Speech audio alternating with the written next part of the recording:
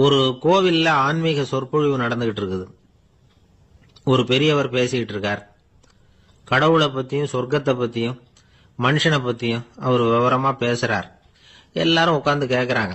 அந்த கூட்டத்துல ஒரு தத்துவ ஞானியும் உட்கார்ந்துருக்கிறார். அவரு அவருடைய நண்பர். பேசி முடிச்சதும் அந்த பெரியவர் மேடையை விட்டு இறங்கினார். நேரா அந்த தத்துவ ஞானிகிட்ட வந்தார். எப்படி இருந்தது என்னுடைய பேச்சு அப்படின்னு கேட்டார். நீங்க பேசினது ஒண்ணுக்கு ஒண்ணு முரண்பாடா தெரிஞ்சது அப்படின்னாராம் இவரு. நான் என்ன அப்படி தப்பா பேசிவிட்டேன் அப்படின்னாராம் அவரு. கடவுளை நம்புகிறவன் சொர்க்கத்துக்கு போவான்னு சொன்னீங்க, அப்புறம் நல்ல விதமா வாழறவன் சொர்க்கத்துக்கு போவான்னு சொன்னீங்க அப்படின்னாராம். இதுல என்ன முரண்பாடுன்னு கேட்டிருக்காரு அவர். இதுலதான் முரண்பாடு தெரியுது எனக்கு. அதாவது இங்க ஒருத்தன் எல்லா தப்பும் பண்ணிட்டு இருக்கிறான், அவன் கடவுளை நம்பினான்னா அவன் சொர்க்கத்துக்கு போவானா? இது என்னுடைய முதல் கேள்வி. இல்லைன்னா ஒருத்தன் எந்த தப்பும் பண்ணல, ரொம்ப ஒழுங்கா வாழ்ந்துகிட்டு இருக்கிறான், ஆனா அவன் கடவுளை நம்பல, அவன் என்ன நரகத்துக்கு தான் போவானா? கடவுள் நம்பிக்கை உள்ள ஒரு திருடன் என்ன ஆவான், எங்க போவான்? கடவுள் நம்பிக்கையே இல்லாத ஒரு நல்லவன் என்ன ஆவான், எங்க போவான்? ஒருத்தன் இங்க கடவுள் நம்பிக்கையோட வாழறது முக்கியமா அல்லது நல்லவனா வாழறது முக்கியமா? இதுதான் இவர் கேட்ட கேள்வி. இதை கேட்டதும் அந்த பெரியவர் குழம்பி போட்டார். அவர் சொன்னது நியாயம் தானே. கடவுளை நம்புறவன் தான் சொர்க்கத்துக்கு போவான்னா பேசாம கடவுளை நம்பிக்கிட்டு இந்த உலகத்துல எல்லா தப்பும் பண்ணிட்டு இருக்கலாமே. பேச்சாளர் குழப்பத்தோட வீட்டுக்கு போனார். படுத்து தூங்கினாரு. ஒரு கனவு வந்தது. கனவுல அவர் ஒரு ரயில்ல வேகமா போயிட்டு இருக்கிறார். எதிரில் உட்கார்ந்து இருக்கிறவரை பார்த்து நாம இப்ப எங்க போறோம்னு கேட்டார். சொர்க்கத்துக்கு போயிட்டு இருக்கிறோம் அப்படின்னாங்களாம். ரயில் போய் நின்னுது. இவர் இறங்கினார். இங்க கௌதம புத்தர் இருப்பார், சாக்ரட்டிஸ் இருப்பார், அவங்கள பாக்கிறதுக்கு ஒரு நல்ல வாய்ப்பு அப்படின்னு நினைச்சுக்கிட்டே அங்கேயும் இங்கேயும் பார்த்தார். அங்க யாருமே இல்ல. ஒரே பாலைவனம் மாதிரி இருக்குது. பச்சை இல்ல, பசுமை இல்ல, பூக்கள் இல்ல, மரம்லாம் மொட்டையா நிக்குது. எலும்பும் தோலுமா சில முனிவர்கள் அங்கேயும் இங்கேயுமா உட்கார்ந்து இருக்கிறாங்க. இவர் அவங்க கிட்ட போய் இந்த புத்தர், சாக்ரட்டிஸ் இவங்க எல்லாம் எங்க இருக்கிறாங்கன்னு கேட்டாராம். அப்படி யாரும் இங்க இல்லையே, அவங்க எல்லாம் யாரு அப்படின்னு திருப்பி கேட்டிருக்கிறாங்க. இவருக்கு அதிர்ச்சியா போச்சு. அப்படின்னா அவங்க எங்க போயிருப்பாங்க? உடனே ரயில் நிலையத்துக்கு ஓடி வந்தார். அப்பதான் நரகத்துக்கு ஒரு ரயில் புறப்பட்டுக்கிட்டு இருந்தது. அங்கிருந்து அதுல ஏறி உட்கார்ந்தார். ரயில் வேகமா போச்சு. நரகம் நெருங்க நெருங்க காற்று குளிர்ச்சியா வீச ஆரம்பிச்சுதான். வெளியில பசுமையா இருந்துதான். அழகான மலர்கள், அழகான நீர்நிலைகள், நந்தவனங்கள், ரொம்ப அருமையா இருக்குது. ரொம்ப அங்க இருந்தவங்க எல்லாம் ரொம்ப மகிழ்ச்சியா உல்லாசமா வேற இருந்திருக்கிறாங்க. எங்க பார்த்தாலும் ஆடல் பாடல் உற்சாகம். இவர் ரயில விட்டு இறங்கினார். அவருக்கு சந்தேகம், இதுவா நரகம் அப்படின்னு விசாரிச்சிருக்கார். ஆமா, இதுதான் நரகம் நாங்களாம். எனக்கு ஒரு சந்தேகம் இருக்காரு. என்னன்னு கேட்டிருக்காங்க. கௌதம புத்தரும் சாக்ரட்டிஸும் லாவோஸும் இவங்க மாதிரி இன்னும் பல பேரும் கடவுள் நம்பிக்கை இல்லாதவங்க, அவங்க எல்லாம் இங்க இருக்கிறாங்களா அப்படிங்கறது தான் என்னுடைய சந்தேகம் அப்படின்னாரா. இப்ப அவங்க சொல்லியிருக்கிறாங்க, இப்ப நீங்க பாக்குறீங்களே பசுமையும் பச்சை பயிர்களும் ஆடல் பாடல்களும் அழகிய மலர்களும், இது எல்லாமே கௌதம புத்தரும் சாக்ரட்டிஸும் அது மாதிரி மகான்களும் இங்க வர ஆரம்பிச்ச பிறகுதான் உண்டாக ஆரம்பிச்சது. இந்த பிரதேசத்தை அவங்க அப்படியே மாத்திவிட்டாங்க. இப்போலாம் இங்க இருக்கிறவங்க யாரும் சொர்க்கத்துக்கு போறதுக்கே ஆசைப்படுறது இல்ல அப்படின்னாங்களாம். இந்த அதிர்ச்சியிலேயே அந்த பெரியவர் கனவு கலைஞ்சி முடிச்சுக்கிட்டார். இதுல இருக்கிற கருத்து என்னன்னா, நல்லவர்கள் எங்க இருக்கிறாங்களோ அந்த இடத்துக்கு பேர் தான் சொர்க்கம். சொர்க்கம் நரகம்ங்கிறதெல்லாம் ஆன்மீக பண்புகள், அவ்வளவுதான். ஒரு ஊர்ல ரெண்டு இணைபிரியாத நண்பர்கள். ஒருத்தன் கேட்டான், இப்ப கடவுள் நம்ம முன்னாடி உங்க ரெண்டு பேர்ல யாராவது ஒருத்தர் மட்டும் என்னோட சொர்க்கத்துக்கு வரலாம் அப்படின்னு கூப்பிட்டா நீ என்ன சொல்லுவேன்னு கேட்டானா. இவன் ரொம்ப பெருந்தன்மையா உன்னையே அழைச்சிட்டு போக சொல்லிடுவேன் அப்படின்னு இருக்கான். அப்படின்னா உனக்கு சொர்க்கம் வேணாமான்னு கேட்டிருக்கான் அவன். நீ என்ன விட்டுட்டு போனாவே அப்புறம் இந்த பூலோகமே எனக்கு சொர்க்கம் தாண்டா அப்படின்னு நானா இவன். இந்த உலகத்துல உண்மையாவே வேதாந்தம் பேசுறவங்களும் உண்டு, உள்ளுக்குள்ள வேற மாதிரி இருந்துகிட்டு வெளியில வேதாந்தம் பேசுறவங்களும் உண்டு. ஒரு ஆள் இருந்தார். அவரு ஒரு கடை வச்சு வியாபாரம் பண்ணிக்கிட்டு இருந்தார். மகா கஞ்சன், யாருக்கும் எந்த உதவியும் செய்ய மாட்டார். எச்சில் கையென்ன ஈர கைய கூட உதற மாட்டார். அப்படிப்பட்ட மனுஷன். அந்த ஊருக்கு ஒரு முனிவர் வந்துகிட்டு இருந்தார். வருஷத்துக்கு ஒரு தடவை வருவாரு. ஒரு நாள் 2 நாள் இருப்பார், அப்புறம் போயிடுவார். அந்த முனிவர் வர்றப்போலாம் இந்த ஆள் எழுந்திருச்சு ஓடி போய் அவரை வரவேற்பான்.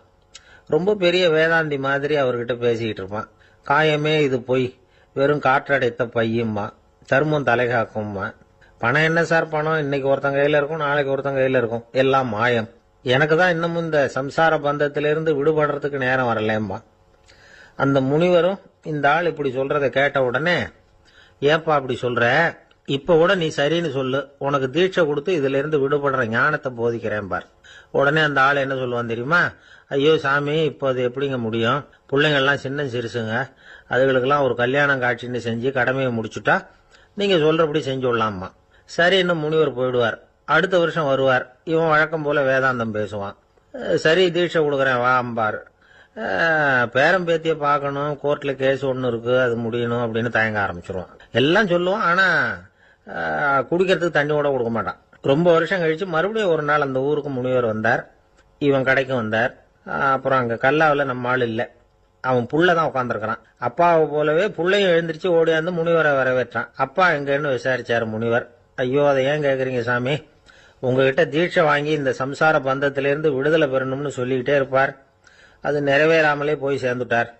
போன மாசம் ஒரு நாள் திடீர்னு நெஞ்சு வலிக்குதுன்னாரு, அவ்வளவுதான், போட்டுன்னு போயிட்டார் அப்படின்னு புலம்புனான் பையன். இதை கேட்டதும் முனிவர் சிரிச்சாரான். அவன் எங்கடா போவான்? உன் அப்பா எங்கேயும் போகல, இதோ வாழை ஆட்டிக்கிட்டு உன் காலடியிலே இருந்துகிட்டு இருக்கான் பார் அப்படின்னு சொல்லி அங்க நின்றுகிட்டு இருந்த ஒரு நாயை சுட்டி காட்டினாராம். என்ன சாமி சொல்றீங்க அப்படின்னு ஆச்சரியமா கேட்டிருக்கான் பையன். உடனே முனிவர் அந்த நாயோட தலையில ஒரு தட்டு தட்டி பேசுறா அப்படின்னாராம். உடனே அந்த நாய் வேதாந்தம் பேச ஆரம்பிச்சுட்டுதான். காயமே இது போய் வெறும் காற்றடைத்த பைய அப்படின்னு தான். முனிவர் சொன்னார், அடே இப்பவும் ஒன்னும் கெட்டு போகல, நீ விரும்புனா சொல்லு, உனக்கு தீட்சை கொடுத்து என் பின்னாடியே அழைச்சிட்டு போயிடுறேன், அங்க அழைச்சிட்டு போய் உனக்கு ஞானத்தை போதிக்கிறேன், வர்றியா அப்படின்னு கேட்டிருக்காரு. உடனே அந்த நாய் சொல்லிச்சான், ஐயோ அதை ஏன் கேக்குறீங்க சாமி, நான் உண்ணாம தின்னாம ஏராளமான சொத்து சேர்த்து வச்சுட்டேன். என் பிள்ளைங்க அதோட பெருமை தெரியாம ராத்திரி நேரம்லாம் கதவை திறந்து போட்டுட்டு தூங்கிடுவாங்க. அதனால இப்படி நாயா பிறந்து ராத்திரி பகலா சுத்தி சுத்தி காவல் காத்துட்டு கிடக்கிறேன். இப்ப எப்படி சாமி வர முடியும் அப்படின்னு கேட்டுதான். அறியாமையிலேயே சுகம் கண்டு இப்படி இருக்கிற ஆளுங்களுக்கு எப்படி விடுதலை கிடைக்கும், எப்ப விடுதலை கிடைக்கும் அப்படின்னு கேட்கிறார் தசாவதானி, திருக்குறள் பேர் ராமையா. அவர் கேட்கறது நியாயம் தானே. இந்த காலத்து பையன் ஒருத்தன் அப்பா கிட்ட சொன்னான், அப்பா இன்னைக்கு நான் ₹1 மிச்சப்படுத்தி விட்டேன் அப்படின்னு நானும். அப்படியா, என்னடா பண்ணேன்னு கேட்டிருக்காரு அப்பா. டவுன் பஸ்ல ஏறாம அது பின்னாடியே ஓடியாந்தேன், ₹1 மிச்சம் தானே அப்படின்றான். அட பாவி, ஒரு ஆட்டோ பின்னாடி ஓடியாந்துருந்தா ₹10 மிச்சமாயிருக்குமே, வேஸ்ட் பண்ணிட்டியே அப்படின்னாராம் அந்த அப்பா. பிரிட்டிஷ் ஆட்சி நடந்துகிட்டு இருந்த காலம் 1920களின் கடைசி. அப்போ நடந்த ஒரு உண்மை நிகழ்ச்சி இது. ஒரு கல்யாண மாப்பிள்ளை ரயில்ல இறங்க போறார். அவரை வரவேற்க ஒரு ராஜ குடும்பமே காத்துக்கிட்டு இருக்குது. மங்களூர்ல இருந்து இறங்குற அந்த மாப்பிள்ளை யார் தெரியுமா? ஒரு நாய். உண்மைதான், அந்த நாய்க்கு தான் கல்யாணம். சுதேசி சமஸ்தானத்து மன்னர்கள்ல ஒருத்தர் ஜூனாகட் மகாராஜா, அவரோட வளர்ப்பு நாய் ரோஷனாரா, அதுக்கு கல்யாணம் பண்ணி வைக்கணும்னு ஆசைப்பட்டார். மாப்பிள்ளை தேடினார். மங்களூர் மகாராஜாவோட வளர்ப்பு நாய் ஒன்னு இருந்தது, பேரு பாபி. இது ரெண்டுக்கும் கல்யாணம் நடத்த முடிவு பண்ணார். திருமணத்துக்கு வேண்டிய எல்லா ஏற்பாடுகளையும் பண்ணுங்க அப்படின்னு உத்தரவு போட்டார். ஆயிரக்கணக்கான அழைப்புதழ்கள், பல சமஸ்தான மன்னர்கள், ஜமீன்தார்கள், பிரிட்டிஷ் அதிகாரிகள், பெரிய பணக்காரங்க, இப்படி நிறைய பேருக்கு அழைப்புதழ்கள் அனுப்பி வச்சாங்க. பத்திரிகையை பார்த்தவங்க எல்லாம் திகைச்சு போயிட்டாங்களாம். இருந்தாலும் என்ன பண்றது, ராஜாவே அழைக்கிறார், போகாம இருக்க முடியுமா? அந்த சமயத்துல நாட்டின் கவர்னர் ஜெனரலா இருந்தவர் இர்வின் பிரபு, அவருக்கும் ஒரு பத்திரிகை போயிருக்குது. வாங்கி பார்த்ததும் அவருக்கு பயங்கர எரிச்சல். உடனே குப்பை தொட்டியில போட்டுட்டாராம். மாட்சிமை தங்கிய பிரிட்டன் சக்கரவர்த்தியின் பிரதிநிதியான தன்னை கேவலம் ஒரு நாயின் திருமணத்துக்காக அழைக்கிறதா அப்படின்னு அவருக்கு ஆத்திரம். இருந்தாலும் கல்யாணம் பிரமாதமா நடந்துதான். கல்யாணத்தன்னைக்கு பொண்ணுக்கு ஸ்பெஷல் குளியல், தண்ணீருக்கு பதிலாக வாசனை திரவியங்கள், பன்னீர், குளிச்சதுக்கு அப்புறம் அலங்காரம், வைர மாலை, முத்து மாலை, ஏகப்பட்ட அலங்காரம். மாப்பிள்ளையை அழைக்கிறதுக்கு ரயில்வே ஸ்டேஷன்ல ராஜ குடும்பமே காத்துக்கிட்டு இருக்குது. அவங்களோட வளர்ப்பு நாய்கள் 250. அத்தனை நாய்களுக்கும் பட்டு துணி போத்தி இருக்குது, முத்து வடங்கள் அணிவிச்சிருக்கிறாங்க. எல்லாம் ராஜ நாய்கள். அதுகளையும் வீதியில நடக்க விடலையாம். அதுகளை சுமந்துகிட்டு போக அலங்கரிக்கப்பட்ட யானைகள் காத்துக்கிட்டு இருக்குதாம். மாப்பிள்ளைக்கு வரவேற்பு எப்படி தெரியுமா? அது நடந்து வர்ற பாதை பூரா ரத்தன கம்பளம் விரிச்சிருக்குது. 2 பக்கமும் ராஜாங்க அதிகாரிகள் கைகட்டி நிக்கிறாங்க. அரசு படை வீரர்கள் அணிவகுப்பு மரியாதை செலுத்துறாங்க. அந்த நாய் ராஜ மரியாதையோட நடந்து வருது, நகையெல்லாம் போட்டுக்கிட்டு வருது.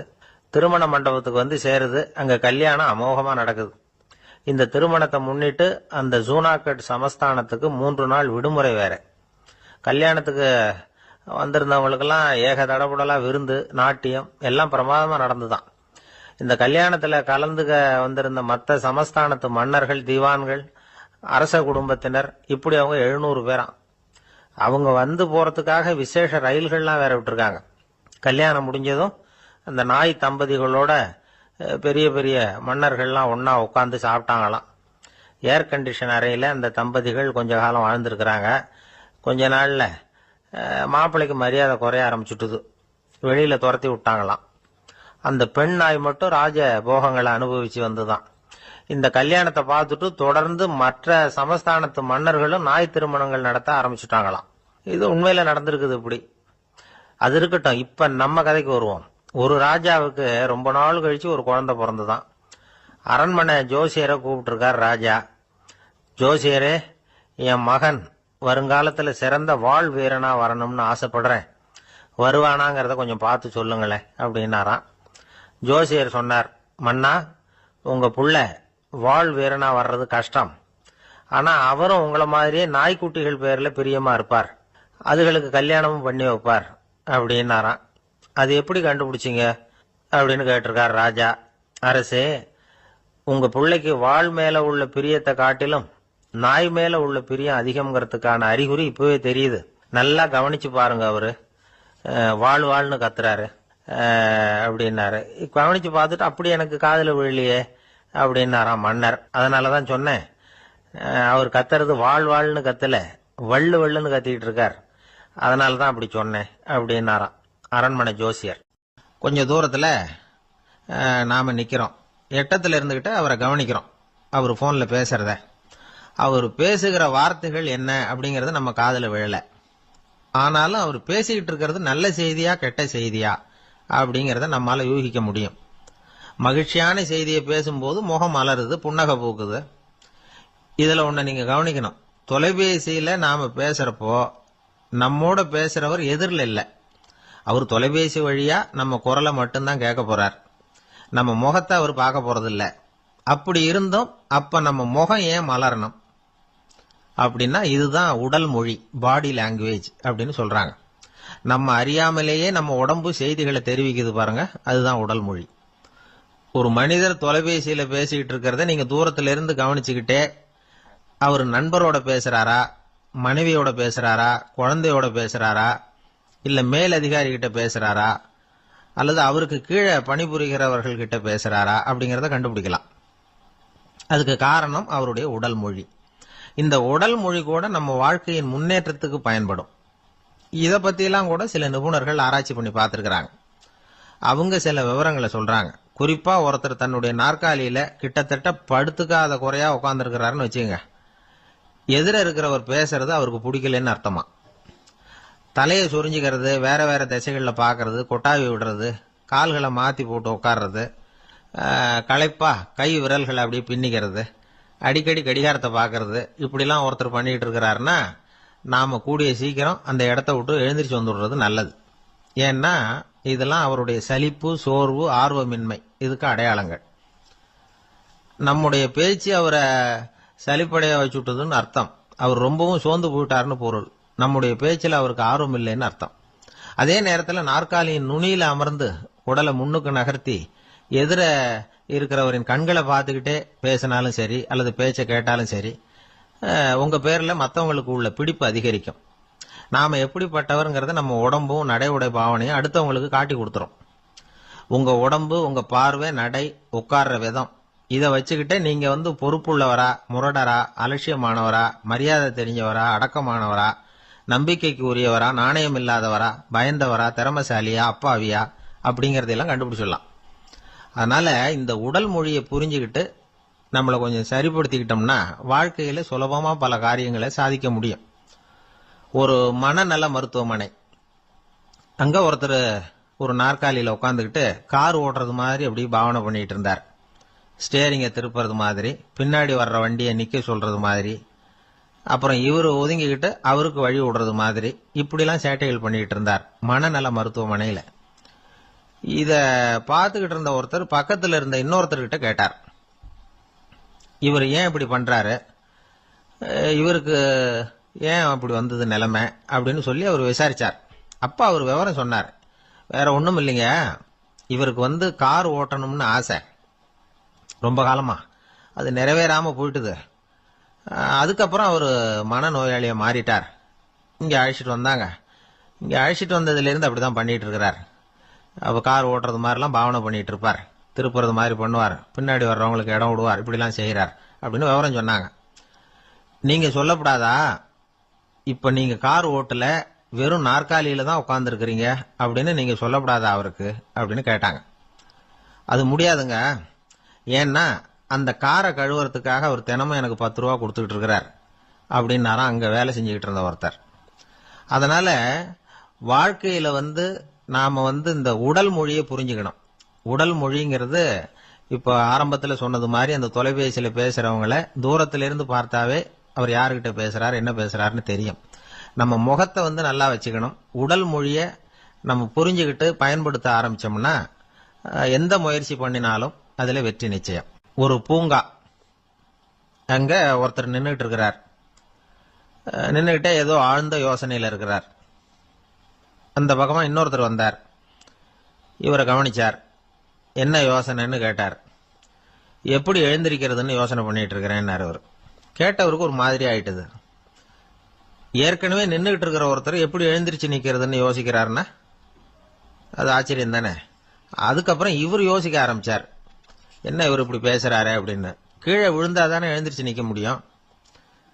அதனால எழுந்திருக்கணும்னு நினைக்கிறவங்க முதல்ல கீழே விழணும். இவர் முதல்ல கீழே விழணும், அதுக்கப்புறம் தான் எழுந்திருக்கிறது எப்படின்னு சிந்திக்க முடியும். இந்த உலகத்துல எல்லாருமே கீழே விழுந்து எழுந்தவர்கள் தான். இப்ப இந்த குழந்தை பருவத்துல கீழே விழாம நடைபயில கற்றுக்கிட்டவங்க யாராவது உண்டா? சின்ன வயசுல ஒரு தடவை கூட கீழே விழல சார், அப்படியே பிறந்தார் வளர்ந்தார் பெரியவர் ஆயிட்டார் அப்படின்னு யாரையும் சொல்ல முடியாது. அதனால மனுஷங்கிறவன் விழுந்து புரண்டு எழுந்துதான் நடக்க கத்துக்கிறான். ஒரு உண்மையை நாம எல்லாரும் புரிஞ்சுக்கணும். இந்த உலகத்துல தவறு செய்யாத மனிதர்களே யாரும் கிடையாது. அப்படி இருக்கிறப்போ எப்போதாவது நாம தவறு பண்ணிவிட்டோம்னா அதுக்காக மனசு உடைஞ்சு போயிடக்கூடாது, வாழ்க்கையில வெறுப்பு வந்துடக்கூடாது. ஒரு தவறு நடந்துட்டுதா அதுக்காக மனசு உடைஞ்சு போடாதீங்க, அதை ஒரு பாடமா எடுத்துக்கங்க. அதே தவறு மறுபடியும் நடக்காம வேணும்னா பாத்துக்கலாம், அது போதும். தடைக்கல்ல படிக்கெல்லாம் மாத்திக்கணும், இதுதான் இதுல முக்கியம். ஒரு அலுவலகம், அங்க ஒரு அதிகாரி, அவர் உயர்ந்த பதவியில் இருந்தார், சிறந்த நிர்வாகின்னு பேர் வாங்கினவர். அவர் தனக்கு கீழே வேலை செய்யறவங்க கிட்ட எல்லாம் சொல்லுவாராம், இந்த நிறுவனத்துல நீங்க எத்தனை தடவை வேணும்னாலும் தவறுகள் செய்யலாம், ஆனா ஒரே விஷயம் என்னன்னா ஒரே தவறை மறுபடியும் செய்யக்கூடாது, அது முக்கியம் அப்படின்பாராம். இத மேம்போக்கா பார்த்தா அவர் ஏதோ தன்னுடைய ஊழியர்களை தவறு செய்ய தூண்டுறது மாதிரி தெரியும். ஆனா உண்மை அப்படி இல்லை. இன்னைக்கு என்ன நடக்குது தெரியுமா? அநேகமா எல்லா மனிதர்களுமே ஒரே தவறை தான் மறுபடியும் மறுபடியும் செய்யறாங்க. விளையாட்டு வீரர்கள் ஒரே மாதிரியான தவறுகளை திரும்ப திரும்ப செய்யறது உண்டு. கணக்கு எழுதுறவங்கள பாருங்க, ஒரே தப்ப மறுபடியும் மறுபடியும் செய்வாங்க. அலுவலகம் வருகிறவர்களை கவனிங்க, ஒரு நாள் தாமதமா வந்தா பரவாயில்ல, தினமும் தாமதமா வருவாங்க. இது மாதிரி செய்த தவறையே திரும்ப திரும்ப செய்யறதுக்கு என்ன காரணம் அப்படின்னா சோம்பல், ஞாபக மறதி, கவனக்குறைவு, தன்னுடைய திறமை பேர்ல அளவுக்கு மீறிய நம்பிக்கை, இப்படி இதுல ஏதாவது ஒரு காரணமா இருக்கலாம் அப்படிங்கிறாங்க இது பற்றி ஆய்வு செய்கிற வல்லுநர்கள். ஒரு தடவை செஞ்ச தவிர மறுபடியும் செய்யறது இல்லைன்னு முடிவு செஞ்சுக்கிட்டு அதை செயல்படுத்த கத்துக்கணும், அது போதும், வாழ்க்கை வெற்றிகரமா அமையும் அப்படிங்கிறாங்க அந்த அனுபவசாலிகள். அதனால வெற்றிகரமா வாழ்க்கையில நடைபோட விரும்பும் இளைஞர்கள் தவிர்க்க வேண்டியது என்னன்னா, முதல்ல சோம்பலை தவிருங்கள், சுறுசுறுப்பாக இயங்குங்கள் அப்படிங்கறது அவங்க அறிவுரை. 2வது ஞாபக மறதி, எந்த செயல்லையும் ஈடுபாடு வேணும், அக்கறை வேணும். 3வது கவனக்குறைவு, எதையும் அலட்சியப்படுத்தக்கூடாது. 4வது என்னால முடியாதது எதுவுமே கிடையாது அப்படிங்கிற அளவுக்கு மீறிய நம்பிக்கை, அது ஆபத்துல கொண்டு போய் விட்டுரும். அதனால முதல் தவறு உங்களுக்கு ஒரு பாடமா அமையணும். ஒரு மனிதர், அவர் தன்னுடைய 2 காதுலையும் கட்டு போட்டுக்கிட்டு வந்தார். அவருடைய நண்பர் அதை கவனிச்சுட்டார். என்ன சார் ஆச்சு, 2 காதுலையும் கட்டு போட்டுருக்கீங்களே அப்படின்னு விசாரிச்சார். ஒண்ணுமில்ல சார், வீட்டுல ரொம்ப ஆர்வமா டிவியில கிரிக்கெட் மேட்ச் பார்த்துக்கிட்டு இருந்தேன்.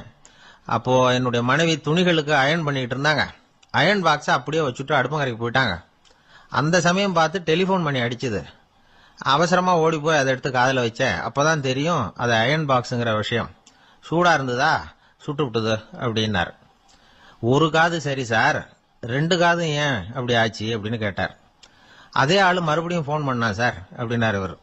இவர் எவ்வளவு தூரம் யோசிச்சிருப்பார் பாருங்க. அதனால ஒரு தவறு மறுபடியும் நடக்கக்கூடாது. முதல் தவறு உங்களுக்கு ஒரு பாடமாக அமையட்டும் அப்படிங்கிறது தான் இதுல இருந்து நாம தெரிந்து கொள்ள வேண்டிய கருத்து. அதனால தவறுகள் அதெல்லாம் தடைக்கெல்லாம் நினைக்க வேண்டாம், படிக்கெல்லாம் நினைப்போம். அப்படி நினைச்சோம்னா வாழ்க்கையில வெற்றி நிச்சயம். அவர் ஒரு நாள் வீட்டு திண்ணையில உட்கார்ந்துருந்தாராம். அப்போ தெருவில் ஒரு பிச்சைக்காரன் அந்த வழியா வந்திருக்கிறான். பிச்சை கேட்டிருக்கான். அந்த சமயத்துல தர்மர் வேற ஏதோ வேலையா இருந்திருக்கிறார். அதனால பிச்சைக்காரனை பார்த்து நாளைக்கு வா அப்படின்னு சொல்லிவிட்டார். அவனும் சரின்னு சொல்லிட்டு போயிட்டான். பீமன் இதை பார்த்துக்கிட்டு இருந்தான். உடனே அவன் என்ன செஞ்சான் தெரியுமா? ஒரு முரசை எடுத்துக்கிட்டு கிராமத்தை நோக்கி ஓடனான். முரசை அடிச்சுக்கிட்டு ஏதோ சொல்ல ஆரம்பிச்சுட்டான். தர்மருக்கும் இது தெரிய வந்தது. அவருக்கு ஒன்றும் புரியல. என்னாச்சு உனக்குன்னு கேட்டார். பீமன் சொன்னான், நான் கிராம மக்களுக்கு ஒரு செய்தியை தெரிவிக்க போறேன் அப்படின்னா. என்ன செய்தின்னார். எங்க அண்ணன் காலத்தை வென்றுட்டார் அப்படிங்கிற செய்தியை சொல்ல போறேன்னா. நான் காலத்தை ஜெயிச்சுட்டேனா, எதனால் அப்படி சொல்ற அப்படின்னு கேட்டார். நீங்க பிச்சைக்காரனை நாளைக்கு வர சொன்னீங்களே, அதனாலதான் அப்படின்னா. அதனால என்னன்னார். நீங்க அவனை நாளைக்கு வான்னு சொன்னீங்க, நீங்க நிச்சயமா நாளைக்கு இருப்பீங்களா? அந்த பிச்சைக்காரனும் நாளைக்கு உயிரோட இருப்பானா? நாளைக்கு நீங்க இருந்தாலும் பிச்சை போடக்கூடிய மனோபாவம் உங்களுக்கு இருக்குமா? பிச்சை நிச்சயம் போடுவீங்களா? நாளைக்கு வரைக்கும் அவன் பிச்சைக்காரனாவே இருப்பாங்கிறது என்ன நிச்சயம்? நாளைக்கு உங்க சந்திப்பு நிச்சயம் நடக்குமா? அதனாலதான் நீங்க காலத்தை ஜெயிச்சுட்டீங்க அப்படின்னு சொல்லி அவ்வளவு நிச்சயமா நான் முடிவு பண்ணிவிட்டேன். அப்படி நீங்க நினைச்சதுனாலதான் அவனை நாளைக்கு வர சொல்லியிருக்கிறீங்க. இது எவ்வளவு பெரிய விஷயம். இதை மற்றவங்களுக்கு சொல்லாம இருக்கலாமா? நேரம் ஆயிட்டுது, நான் உடனே ஊருக்குள்ள போய் இதை சொல்லணும். தாமதிக்க முடியாது. ஏன்னா இந்த நேரம் கடந்துட்டுதுன்னா அடுத்த நாழிகை எனக்கு கிடைக்கும்ங்கிறது நிச்சயம் இல்லை அப்படின்னு பீமன் சொல்லி முடிச்சுட்டு புறப்படுறதுக்கு தயாரானான். தர்மர் அவசரமா குறுக்கிட்டார். தம்பி கொஞ்சம் பொறு, நான் தவறு பண்ணிட்டேன். பரிபூர்ண சுதந்திரம் பெற்ற மனிதன் தான் அப்படி பேச முடியும், அப்படி வாக்குறுதி தர முடியும். அந்த பிச்சைக்காரனை இப்பவே கூப்பிடு, ஏதாவது உடனே கொடுத்து அனுப்பி வச்சு விடுறேன். நாளைக்கு என்ன நடக்கும்ங்கிறது யாருக்கு தெரியும் அப்படின்னார். இந்த கதையிலிருந்து நாம உணர்ந்து கொள்ள வேண்டிய உண்மை என்ன தெரியுமா? நிகழ்காலம் ஒண்ணுதான் நம்ம கையில் இருக்கிறது.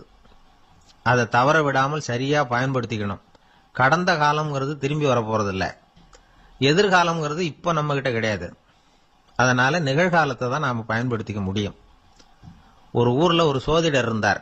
அவர் எதிர்காலத்தை பத்தி அதிகமா சொல்லிட்டு இருப்பார். அவருடைய சோதிடத்தை எப்படியாவது பொய்யாக்கி போடணும் அப்படின்னு சொல்லி 2 இளைஞர்கள் தீர்மானம் பண்ணிட்டாங்க. அதுக்காக ஒரு திட்டம் போட்டாங்க. அது குளிர்காலம். ஒரு இளைஞன் பெரிய கோட்டு ஒன்ன சட்டைக்கு மேல போட்டுக்கிட்டான். அந்த மேல் கோட்டுக்குள்ள ஒரு புறாவை மறைச்சு வச்சுக்கிட்டான். 2 பேரும் அந்த சோதிடர் வீட்டுக்கு போறாங்க. அவரை பார்த்தாங்க. இத பாருங்க, இந்த கோட்டுக்குள்ள ஒரு புறாவை மறைச்சு வச்சிருக்கிறோம். அந்த புறா இப்ப உயிரோட இருக்கா, இறந்து போச்சா, இத நீங்க சொல்லணும். சரியா சொல்லிவிட்டா உங்க ஜோசியத்தை நம்புறோம் அப்படின்னாங்க. இவங்க மனசுக்குள்ள என்ன திட்டம்னா, புறா உயிரோட இருக்குன்னு அவர் சொல்லிவிட்டாருன்னா அப்படியே கையால் அமைக்க அதை கொண்டுட வேண்டியது. புறா உயிரோட இல்லைன்னு சொல்லிவிட்டாருன்னா அப்படியே உயிரோட எடுத்து காட்டி விட வேண்டியது. இதுதான் அந்த இளைஞர்களோட திட்டம். அவர் என்ன பதில் சொன்னாலும் அவர் சொல்றது பொய்ன்னு நிரூபணம் பண்ணிவிடலாம்ல. இதுதான் அவங்க நம்பிக்கை. இந்த சோதிடர் எல்லா வகையிலையும் தப்பிக்க முடியாதுன்னு அவங்க நம்பினாங்க. ஆனா அந்த சோதிடர் சொன்ன பதில் இவங்களை திகைக்க வச்சுட்டுது. அவர் என்ன சொன்னார் தெரியுமா? உங்க கோட்டுக்குள்ள இருக்கிற புறா உயிரோட இருக்கா செத்து போச்சா அப்படின்னு தானே கேக்குறீங்க. அது உங்க கையில இருக்கு. அது சாகவும் இல்லை, உயிரோடவும் இல்லை. அந்த பறவையின் வாழ்வும் சாவும் உங்க கையில தான் இருக்குன்னார். இவங்க தோல்வியை ஒத்துக்கிட்டாங்க. இந்த கதையை நமக்கு ஒரு உண்மையை உணர்த்துது. இன்றைய இளைஞர்கள் எதிர்காலம்ங்கிற பறவையை தங்களுக்குள்ள வச்சிருக்கிறாங்க. அந்த பறவையின் வாழ்வும் தாழ்வும் அவங்க கையில தான் இருக்கு. நமது வாழ்க்கைங்கிறது நமது கையில. நாம நல்லா இருக்கிறதும் இல்லாம போறதும் நாம தான் காரணம். ஒரு மருத்துவமனை படுக்கையில கிடந்த நோயாளி சொன்னார், டாக்டர் என்னோட வாழ்வும் சாவும் உங்க கையில தான் இருக்கு. ஏன்னா இப்ப எனக்கு ஆபரேஷன் பண்ண போறது நீங்க அப்படின்னாரு. பயப்படாதீங்க, எல்லாம் நாங்க பாத்துக்கிறோம்னாரு டாக்டர். அதுக்குள்ள டாக்டர், நான் இது வரைக்கும் ஆஸ்பத்திரி பக்கமே வைத்தியத்துக்குன்னு வந்ததில்லை. இதுதான் எனக்கு முதல் ஆபரேஷன், அதுதான் பயமா இருக்குன்னார் நோயாளி. டாக்டர் சொன்னார், எனக்கும் இதுதான் முதல் ஆபரேஷன், அதுக்காக நான் என்ன பயப்படுறேன்னா பாருங்க, தைரியமா இருங்கன்னார். அதனால நம்ம வாழ்க்கையை நாம தான் தீர்மானிக்கணும். அப்படி அதை தீர்மானிக்கிற பக்குவம் நமக்கு வந்துட்டதுன்னா வாழ்க்கையில வெற்றி நிச்சயம். ஒரு பெரிய காடு, அந்த காட்டுக்கு மத்தியில ஒரு ஆசிரமம். அங்க ஒரு முனிவர் இருந்தார். பல இடங்கள்ல இருந்து வர்ற குழந்தைகளுக்கு அவர் பாடம் சொல்லி கொடுத்துட்டு இருக்கிறார். ஏழை பணக்காரர் அப்படிங்கிற வித்தியாசம்லாம் கிடையாதுங்க. எல்லாரும் அவர்கிட்ட தங்கள் பிள்ளைகளை அனுப்பி வச்சாங்க. மன்னர்களுடைய பிள்ளைங்க கூட அங்க அவர்கிட்ட தான் படிக்கிறதுக்கு வருவாங்க. ஆனா அந்த முனிவரை பொறுத்த வரைக்கும் எல்லா பிள்ளைங்களும் ஒண்ணுதான். இது யார் வீட்டு பிள்ளைன்னு எல்லாம் பார்க்க மாட்டார், எல்லாரும் சமம். மாணவர்கள்லாம் அங்கேயே மாச கணக்குல வருஷ கணக்குல தங்கி இருந்து பாடம் கத்துக்கிட்டு போறது வழக்கம். அவரா பார்த்து போன்னு சொல்ற வரைக்கும் அங்கேயே இருக்கணும், படிக்கணும். குருகுல வாசம். ஒரு சமயம் ஒரு ராஜகுமாரனும் அவர்கிட்ட படிச்சுக்கிட்டு இருந்தான். அவனுக்கு ஒரு 15 வயசு இருக்கும். சில வருஷம் கழிச்சு இந்த முனிவர் தன்கிட்ட இருக்கிற மாணவர்களுக்கெல்லாம் பரீட்சை வச்சார். அவங்களுடைய அறிவு முதிர்ச்சியை கணிக்கிறதுக்காக பல சோதனைகள்லாம் வச்சார். ஒவ்வொருத்தரா பார்த்து, இனிமே நீங்க உங்க வீட்டுக்கு போகலாம் அப்படின்னு சொல்லி அனுப்பி வச்சுக்கிட்டு இருக்கிறார். எல்லாரும் போயிட்டாங்க. கடைசியா மிஞ்சி இருந்தது ஒரே ஒரு மாணவன். அவனை மட்டும் வீட்டுக்கு அனுப்பல. யார் அந்த பையன் தெரியுமா? அவன்தான் அந்த ராஜகுமாரன். ராஜகுமாரனுடைய தந்தைக்கு, அதுதான் இந்த ராஜாவுக்கு, அங்க வயசு ஏறிக்கிட்டே போகுது. என்ன இது, படிக்க போன பையன் இன்னும் திரும்பி வரலையே அப்படின்னு நினைச்சார். வந்துட்டா சீக்கிரமா அவனுக்கு பட்டம் கட்டி விட்டு நாம விளைவிக்கலாமே அப்படின்னு நினைச்சாரு. கல்யாணம் வேற பண்ணி பார்க்கணும் பையனுக்கு. ஆனா பையன் வர்ற வழியை காணும். ராஜா பார்த்தார். சரி, நேர்லயே போய் என்னன்னு தெரிஞ்சிட்டு வந்துருவோம் அப்படின்னு காட்டுக்கு புறப்பட்டார். அங்க போய் முனிவரை பார்த்தார். முனிவர் இவரை அன்பா வரவேற்று உட்கார வச்சார். அதுக்கப்புறம் ராஜா மெதுவா, எல்லாரையும் வீட்டுக்கு அனுப்பி வச்சுட்டீங்களாமே, ஏன் புள்ளைய மட்டும் அப்படின்னு சொல்லி மெதுவா இழுத்தார். முனிவர் இதுக்கு உடனே பதில் சொல்லல. ராஜாவை கூப்பிட்டுட்டு போய் விருந்தினர் குடிசையில தங்க வச்சார். அதுக்கப்புறம் சொன்னார், உங்க மகன் எல்லா பாடங்கள்லயும் முதல் இடம் வாங்கியிருக்கான். இப்படி முதலாவதா வர்ற மாணவனுக்கு நாங்க இன்னொரு தேர்வு வைக்கிறது வழக்கம். அதுலயும் அவன் முதலாவதா வந்துட்டான்னா அவன் ஒரு பெரிய வித்வான் அப்படிங்கிற கௌரவத்தை அடைஞ்சிருவான் அப்படின்னார். அதாவது முனிவர் அப்படி சொல்றார். அப்படி சொல்லிவிட்டு போயிட்டார் அவரு. ராஜா அங்கேயே தங்கிட்டார். ராத்திரி படுத்து தூங்கினார். காலையில எழுந்திருச்சு அந்த குடிசைக்கு வெளியில வந்தார் பல்லு விளக்கறதுக்காக.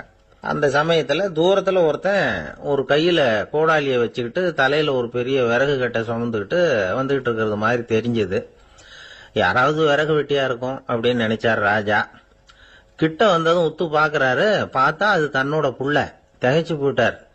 என்ன இது, ஒரு ராஜகுமாரனை கூட இது மாதிரி வேலையெல்லாம் செய்ய சொல்றாங்களே அப்படின்னு நினைச்சார். ராஜகுமாரன் விறகு கட்டை கொண்டுகிட்டு போய் கொல்லை பக்கம் வச்சான். அந்த சமயம் முனிவர் அங்க வந்தார். என்ன மகனே, விறகு வெட்டிட்டு வந்துட்டியா? சரி, இப்போ ஒரு துடைப்பத்தை எடுத்துக்கோ, விருந்தினர் குடிசையின் வாசல் பக்கத்தை கூட்டி பெருக்கி சுத்தம் பண்ணு போ அப்படின்னார். அப்படியே செய்யறேன் குருவே அப்படின்னு சொல்லிவிட்டு போனான். சுத்தம் பண்ண ஆரம்பிச்சுட்டான். ராஜா பார்த்தார் இத. உடனே ஓடியாந்தார். மகனே, என்ன காரியம் பண்ற? துடப்பத்தை கீழே போடுனார். இப்ப அந்த ராஜகுமாரன் சொல்றான், தந்தையே, இது என்னுடைய குருதேவரோட உத்தரவு. இங்க நான் ஒரு மாணவன். இங்க அரசனும் ஒண்ணுதான், ஆண்டியும் ஒண்ணுதான். குருதேவர் சொல்றத மறுக்காம செய்யறது தான் எங்க கடமை அப்படின்னா. இந்த சமயம் முனிவர் அங்க வந்தார். இவனை முதுகுல தட்டி கொடுத்தார். அப்புறம் ராஜா கிட்ட சொன்னார், அரசே, உங்க புள்ள எங்க கடைசி தேர்வுலையும் வெற்றி பெற்றுட்டான். பணிவுதான் மாணவர்களின் மிக உயர்ந்த குணம். குருநாதர் சொல்றது மனசுக்கு பிடிக்கலன்னா கூட மறுக்காம செய்யணும். அப்படி செய்யறதுனால எதை செய்யலாம் எதை செய்யக்கூடாது அப்படிங்கிற விவேகம் அவங்களுக்கு வந்துடும். செய்யக்கூடாதத கூட பெரியவங்க சொல்லிவிட்டா செஞ்சுதான் ஆகணும் அப்படிங்கிற பணிவு அவங்களுக்கு வந்துடும். இந்த குணம் வந்துட்டுதுன்னா அவங்க எத்தனை கடினமான வேலையா இருந்தா கூட ரொம்ப சுலபமா செஞ்சு முடிச்சிருவாங்க. தூக்கத்திலேயும் அப்புறம் துக்கத்திலேயும் தோண்டு போட மாட்டாங்க. இந்த பணிவும் விவேகமும் அவங்க கிட்ட மன உறுதியை ஏற்படுத்தும். அந்த உறுதி உங்க பையனுக்கு வந்தாச்சு. இனிமே அவனை நீங்க அழைச்சிட்டு போகலாம். அவன் நிச்சயமா பேரும் புகழும் பெறுவான் அப்படின்னாரு. ராஜா அவரை பார்த்து, குருதேவா, புரிஞ்சுக்கிட்டேன், என்ன மன்னிக்கணும் அப்படின்னாரு. அதுக்கப்புறம் மகனை அழைச்சிக்கிட்டு நாட்டுக்கு திரும்பி வந்துட்டார். இந்த கதைய இன்று ஒரு தகவல்ல சொல்லுங்க சார். உங்க நிகழ்ச்சியில் சொல்லுங்க சார் அப்படின்னு சொல்லி மாணவர்கள் கேட்டா பணிவா இருக்கிறது எப்படி அப்படிங்கறத புரிஞ்சுக்குவாங்க அப்படின்னு சொன்னார் ஒருத்தர். சரி சொல்லுவோம், அதுக்கு முன்னாடி நேர்லயே ஒரு பையன்கிட்ட சொல்லி பார்க்கலாமே அப்படின்னு தோணுச்சு. உடனே ஒரு பையனை கூப்பிட்டோம். ஏன்பா உங்க வாத்தியார் உனக்கு இது மாதிரி ஒரு பரீட்சை வச்சா என்ன பண்ணுவேன் அப்படின்னு கேட்டோம். நானும் அப்படிதான் சார் நடந்துக்குவேன், விறகு வெட்டுவேன், தொடப்பத்தினால கூட்டி சுத்தம் பண்ணுவேன், உடனே செஞ்சு முடிச்சிருவேன் சார் அப்படின்னா. பலே பரவாயில்லையே அப்படின்னோம். ஆமா சார், அப்படி செஞ்சாதானே வீட்டுக்கு அனுப்புவார், இல்லைன்னா இன்னொரு வருஷம் இங்கே இருந்து படின்னு சொல்லி விடுவாரு, அதனால அப்படி செய்வேன் அப்படிங்கிறான் அந்த பையன். குருகுல வாசம் செஞ்சு படிக்கணும். ஆசிரியருங்கிறவர் ஆசிரமத்தில் இருப்பார். அங்க போய் அவருக்கு தொண்டுகள் செய்யணும், துணிகள்லாம் துவைச்சி போடணும், தூங்கும்போது காலை பிடிச்சி விடணும், புழுக்கமா இருந்தா விசிறி மட்டை எடுத்து விசிறணும். அப்படியே அப்பப்ப அவர் சொல்லிக் கொடுக்குற பாடத்தையும் கத்துக்கணும். அவர் சொல்லிக் கொடுக்குற பாடங்களை ஓலைச்சுவடிகளில் எழுதிக்கணும். இதுதான் குருகுல வாசம்ங்கிறது. இப்ப மாதிரிலாம் கிடையாது. ஆக குருகுல வாசம்ங்கிறது மனசையும் பண்படுத்தும், அறிவையும் பண்படுத்தும். அப்படி ஒரு பயிற்சி அது. அந்த காலத்துல பஞ்சபாண்டவர்கள் ஒரு குருகுலத்துல படிக்க போனாங்களாம். ஏற்கனவே அங்க ஒரு 15 பேர் இருந்திருக்கிறாங்க. இவங்களையும் சேர்த்து மொத்தம் 20 பேர். எல்லாரும் ரொம்ப ஆர்வத்தோடு அங்க தங்கி படிச்சுக்கிட்டு இருக்கிறாங்க. 2 வருஷம் ஓடி போச்சு. எல்லாரும் ஊருக்கு திரும்ப வேண்டிய நேரம். ஆசிரியர் ஒவ்வொருத்தரா கூப்பிட்டார். இது வரைக்கும் என்ன கத்துக்கிட்ட அப்படின்னு கேட்டார். அவங்க தாங்கள் எழுதி வச்சிருந்ததை சொன்னாங்க, கத்துக்கிட்டதை சொன்னாங்க. அங்க படிக்க வந்தவங்க எல்லாருமே புத்திசாலிகள். அது மட்டும் இல்ல, பல பேர் அரச குடும்பத்தை சேர்ந்தவங்க, இளவரசர்களாக வேற இருக்கிறவங்க. அதனால அவங்க கிட்ட அபாரமான கல்வி அறிவை எதிர்பார்த்தார். ஒருத்தன் வந்தான், தான் எழுதி வச்சிருந்த சரித்திர பாடம் பூராவையும் படிச்சு காட்டினான். இன்னொருத்தன் வந்தான், தான் எழுதி வச்சிருந்த பூகோள பாடம் பூராவையும் படிச்சு காட்டினான். இப்படி ஒவ்வொருத்தரா வந்து அவங்க படிச்சது என்னங்கிறத படிச்சு காட்டிவிட்டு போனாங்க. கடைசியா தர்மர் வந்தார். பேசாம நிக்கிறார். தன் கையில் இருந்த ஓலைச்சுவடி கேட்டா அவர் பிரிக்கவே இல்லை. ஆசிரியர் இவர்கிட்ட தான் அதிகமா எதிர்பார்த்தார். ஆனா இவரோ பேசாம நின்றுட்டு இருக்கிறார். நீ என்ன கத்துக்கிட்ட சொல்லு, ஓலைச்சுவடியை பிரிச்சு படினார் அந்த முனிவர். தர்மர் அசையவே இல்லை. மெதுவா சொன்னார், ஐயா நான் கத்துக்கிட்டது ஒன்னே ஒண்ணுதான், அதுதான் வாழ்க்கையில எனக்கு ரொம்ப முக்கியமான பாடமா அமையும் அப்படின்னார். என்னது, என்கிட்ட 2 வருஷ காலமா படிச்சு விட்டு கடைசியில கத்துக்கிட்டது ஒன்னே ஒண்ணுதானா அப்படின்னார் முனிவர். அவருக்கு ஒன்னும் புரியல. மற்ற மாணவர்களை விட இவர் பண்புகள்ல உயர்ந்தவர், அறிவுல சிறந்தவர், வயசுல முதிர்ந்தவர். இவரே இப்படி சொன்னா மத்தவங்க நிலைமை என்னத்துக்கு ஆறுது, அவங்க ரொம்பவும் கெட்டு போயிடுவாங்களே அப்படின்னு அவர் யோசனை பண்ணார். தர்மா, நல்லா யோசனை பண்ணி பதில் சொல்லு. 2 வருஷமா நீ வந்து கத்துக்கிட்டது என்ன அப்படின்னு தானே நான் கேட்கறேன், அதை கொஞ்சம் யோசனை பண்ணி சொல்லுன்னார் முனிவர் கொஞ்சம் கோபமா. தர்மர் முகத்துல எந்த மாறுதலுமே இல்லை. இல்லையா, 2 வருஷமா நான் கத்துக்கிட்ட முக்கியமான பாடம் ஒன்னே ஒண்ணுதான்னார். இப்போ அந்த முனிவருக்கு கோபம் அதிகமா வந்துடுச்சு.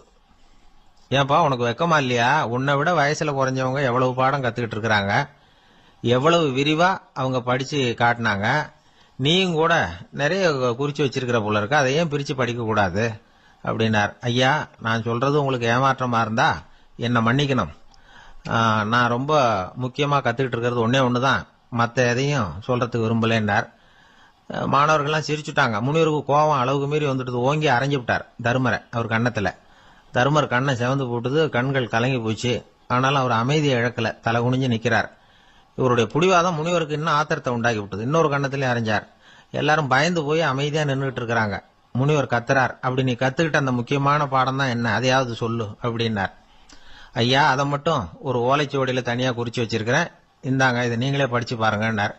தர்மர் ஓலைச்சுவடியை நீட்டினார். முனிவர் அதை வாங்கி பிரிச்சார், சத்தம் போட்டு படிச்சார்.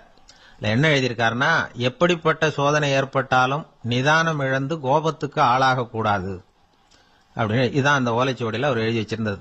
அந்த ஒரு கணத்திலேயே முனிவரும் எல்லா மாணவர்களும் தர்மரை புரிஞ்சுக்கிட்டாங்களாம். அவர் கத்துக்கிட்டது ஏட்டு சுரக்காய் இல்ல, வாழ்க்கையில பயன்படக்கூடிய முக்கியமான அனுபவ பாடம். முனிவர் கண்கள்ல கண்ணீர். தர்மரை அன்போட கட்டி தழுவிக்கிட்டார். அப்புறம் சொன்னார், தர்மா என்ன மன்னிச்சிரு, நீ மாணவன் இல்ல ஆசிரியன், நான் இதுவரைக்கும் தெரிஞ்சுக்காத அனுபவ பாடத்தை நீ இப்ப எனக்கு கத்து கொடுத்துட்ட அப்படின்னு சொன்னாராம். அதனால நிதானம் தவறக்கூடாதுங்கிறது ரொம்ப முக்கியமான ஒரு செய்தி. ஒரு ஆசிரியர் மாணவனை ஒரு கண்ணத்துல ஓங்கி அரைஞ்சுட்டார். இவன் நிதானம் தவறல, அமைதியா நின்றுகிட்டு இருந்தான்.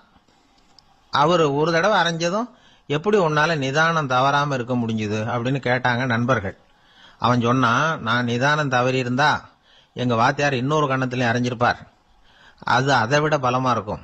அதனாலதான் நான் அப்படி இருந்தேன் அப்படின்னு நானாம். ஆக நாம தெரிந்து கொள்ள வேண்டியது வாழ்க்கையில நிதானம் தவறாமல் இருக்க வேண்டும். அதுதான் வெற்றியின் ரகசியம். வாழ்க்கையில ரொம்பவும் அடிபட்டு அல்லல் போட்டுக்கிட்டு இருக்கிற ஒருத்தர் வந்தார். மனசு ரொம்பவும் நொந்து போய் பேசினார். இந்த உலகத்துல மனுஷனா பிறந்ததை விட மாடா பிறந்திருக்கலாம் சார் அப்படின்னார். திடீர்னு வந்து என்கிட்ட இப்படி சொன்னா அதுக்கு நான் என்னங்க பண்ண முடியும் அப்படின்ன. உங்ககிட்ட வரணும்னு தோணுச்சு, அதனால வந்தேன் அப்படின்னார். சரிங்க, இப்படி ஒரு யோசனை வந்ததுக்கு என்ன காரணம் அப்படின்னு சொல்லி அவர்கிட்ட கேட்டேன். அதுக்கு அவர் சொன்னார், என் பையனுக்கு வேலை தேடுறேன் கிடைக்கல, பொண்ணுக்கு மாப்பிள்ளை தேடுறேன் கிடைக்கல, வீடு கட்டுறதுக்கு கடன் கேட்கறேன் கிடைக்கல. மாடா பிறந்திருந்தா இது மாதிரி கவலையெல்லாம் கிடையாதுல்ல, பேசாம வைக்கோலை தின்னுகிட்ட அசை போட்டுக்கிட்டே கடந்து விடலாமே அப்படின்னாரு அலட்சியமா. அதுக்கப்புறம் தான் அவர் சொன்ன கருத்தை நானும் கொஞ்சம் அசை போட ஆரம்பிச்சேன் மனசுக்குள்ள. இப்போ இயற்கையை பொறுத்த வரைக்கும் அது நாம எல்லாரும் மகிழ்ச்சியா வாழணும் அப்படின்னு தான் விரும்புது. விலங்குகள், பறவைகள், தாவரங்கள், அப்புறம் மற்ற உயிரினங்கள் எல்லாமும் நல்லபடியா இருக்கணும் அப்படிங்கிறது தான் இயற்கையோட விருப்பம். அதுல ஒன்றும் சந்தேகம் இல்லை. இயற்கையோட அமைப்பை கொஞ்சம் கவனிச்சு பார்த்தா அதை நாம நல்லா புரிஞ்சுக்கலாம். இருந்தாலும் இந்த ஆள் சொன்னதை கேட்ட பிறகுதான் ஒரு முக்கியமான வேறுபாடு புரிஞ்சுது. அதாவது இந்த உலகத்துல உள்ள முக்கியமான பிரச்சனைகள் 6. அந்த 6 பிரச்சனைகளும் ஆடு மாடுகளுக்கு கிடையாது, மரம் செடி கொடிகளுக்கு கிடையாது. ஆனா மனுஷன் அந்த 6 பிரச்சனைகளையும் சந்திக்க வேண்டியிருக்கு. சரி, அந்த 6 பிரச்சனைகள் என்னென்ன தெரியுமா? முதல்ல இந்த ஆடு மாடுலாம் நமக்குன்னு சொந்தமா ஒரு வீடு இல்லையே அப்படின்னு கவலைப்பட்டுக்கிட்டு இருக்கிறது இல்ல. ஆனா மனிதனுக்கு வீடு தேவைப்படுது. இது ஒரு வித்தியாசம். இப்ப 2வது பிரச்சனை என்னன்னா ஆடை பிரச்சனை. ஒரு கோழியோ சேவலோ நாம போட்டுக்கிறதுக்கு ஒரு சட்டை இல்லையே அப்படின்னு கவலைப்படுறது இல்ல. ஆனா மனுஷனுக்கு அந்த கவலை உண்டு. சரி, இப்ப 3வது என்னன்னு பார்த்தா கல்வி பிரச்சனை. ஒரு பசுமாடு கவலையோட நின்றுகிட்டு இருக்கு அப்படின்னு வச்சுக்குவோம். நீங்க அதுகிட்ட போய், ஏன் பசுமாட கவலையோட நின்றுகிட்டு இருக்கிற அப்படின்னு கேக்குறீங்க. என் கண்ணுக்குட்டிக்கு எல்கேஜியில் இடம் கிடைக்கல, டொனேஷன் கொடுக்கறதுக்கு கையில பணமும் கிடையாது, சிபாரிசுக்கு யாரை பிடிக்கிறதுன்னு தெரியல, இப்படியா சொல்லிட்டு இருக்கோம். அதுக்கு அந்த கவலையெல்லாம் கிடையாது. ஆனா மனிதனுக்கு அந்த கவலை உண்டு. 4வது என்னன்னு பாத்தீங்கன்னா வேலை வாய்ப்பு பிரச்சனை. வேலை கிடைக்கலையே அப்படின்னு வேப்ப மரம் கவலைப்படுறது இல்ல, ஆனா மனுஷன் கவலைப்படுறான். 5வது என்னன்னு பார்த்தா கல்யாண பிரச்சனை. எரும மாடு பசுமாடு எல்லாம் பொண்ணுக்கு மாப்பிள்ளை தேடிக்கிட்டாலே இது பேப்பர்ல மணமகன் தேவை அப்படின்னு விளம்பரமா கொடுக்குது, அதெல்லாம் கிடையாது. 6வது என்னன்னு பாத்தீங்கன்னா பணம் சம்பந்தமான பிரச்சனை. ஆடு மாடு எல்லாம் பணத்தை சேமிக்கணும்னோ ஏதாவது நிதி நிறுவனத்துல முதலீடு பண்ணணும்னோ நினைச்சுக்கிட்டு இருக்கிறது இல்ல. பணத்தை எப்படி காப்பாத்துறது அப்படிங்கிற கவலையும் அதுகளுக்கு கிடையாது. குதிரை வந்து குளம்போட பிறக்குது, அதனால அது காடு மேடெல்லாம் கவலை இல்லாம தெரியலாம்.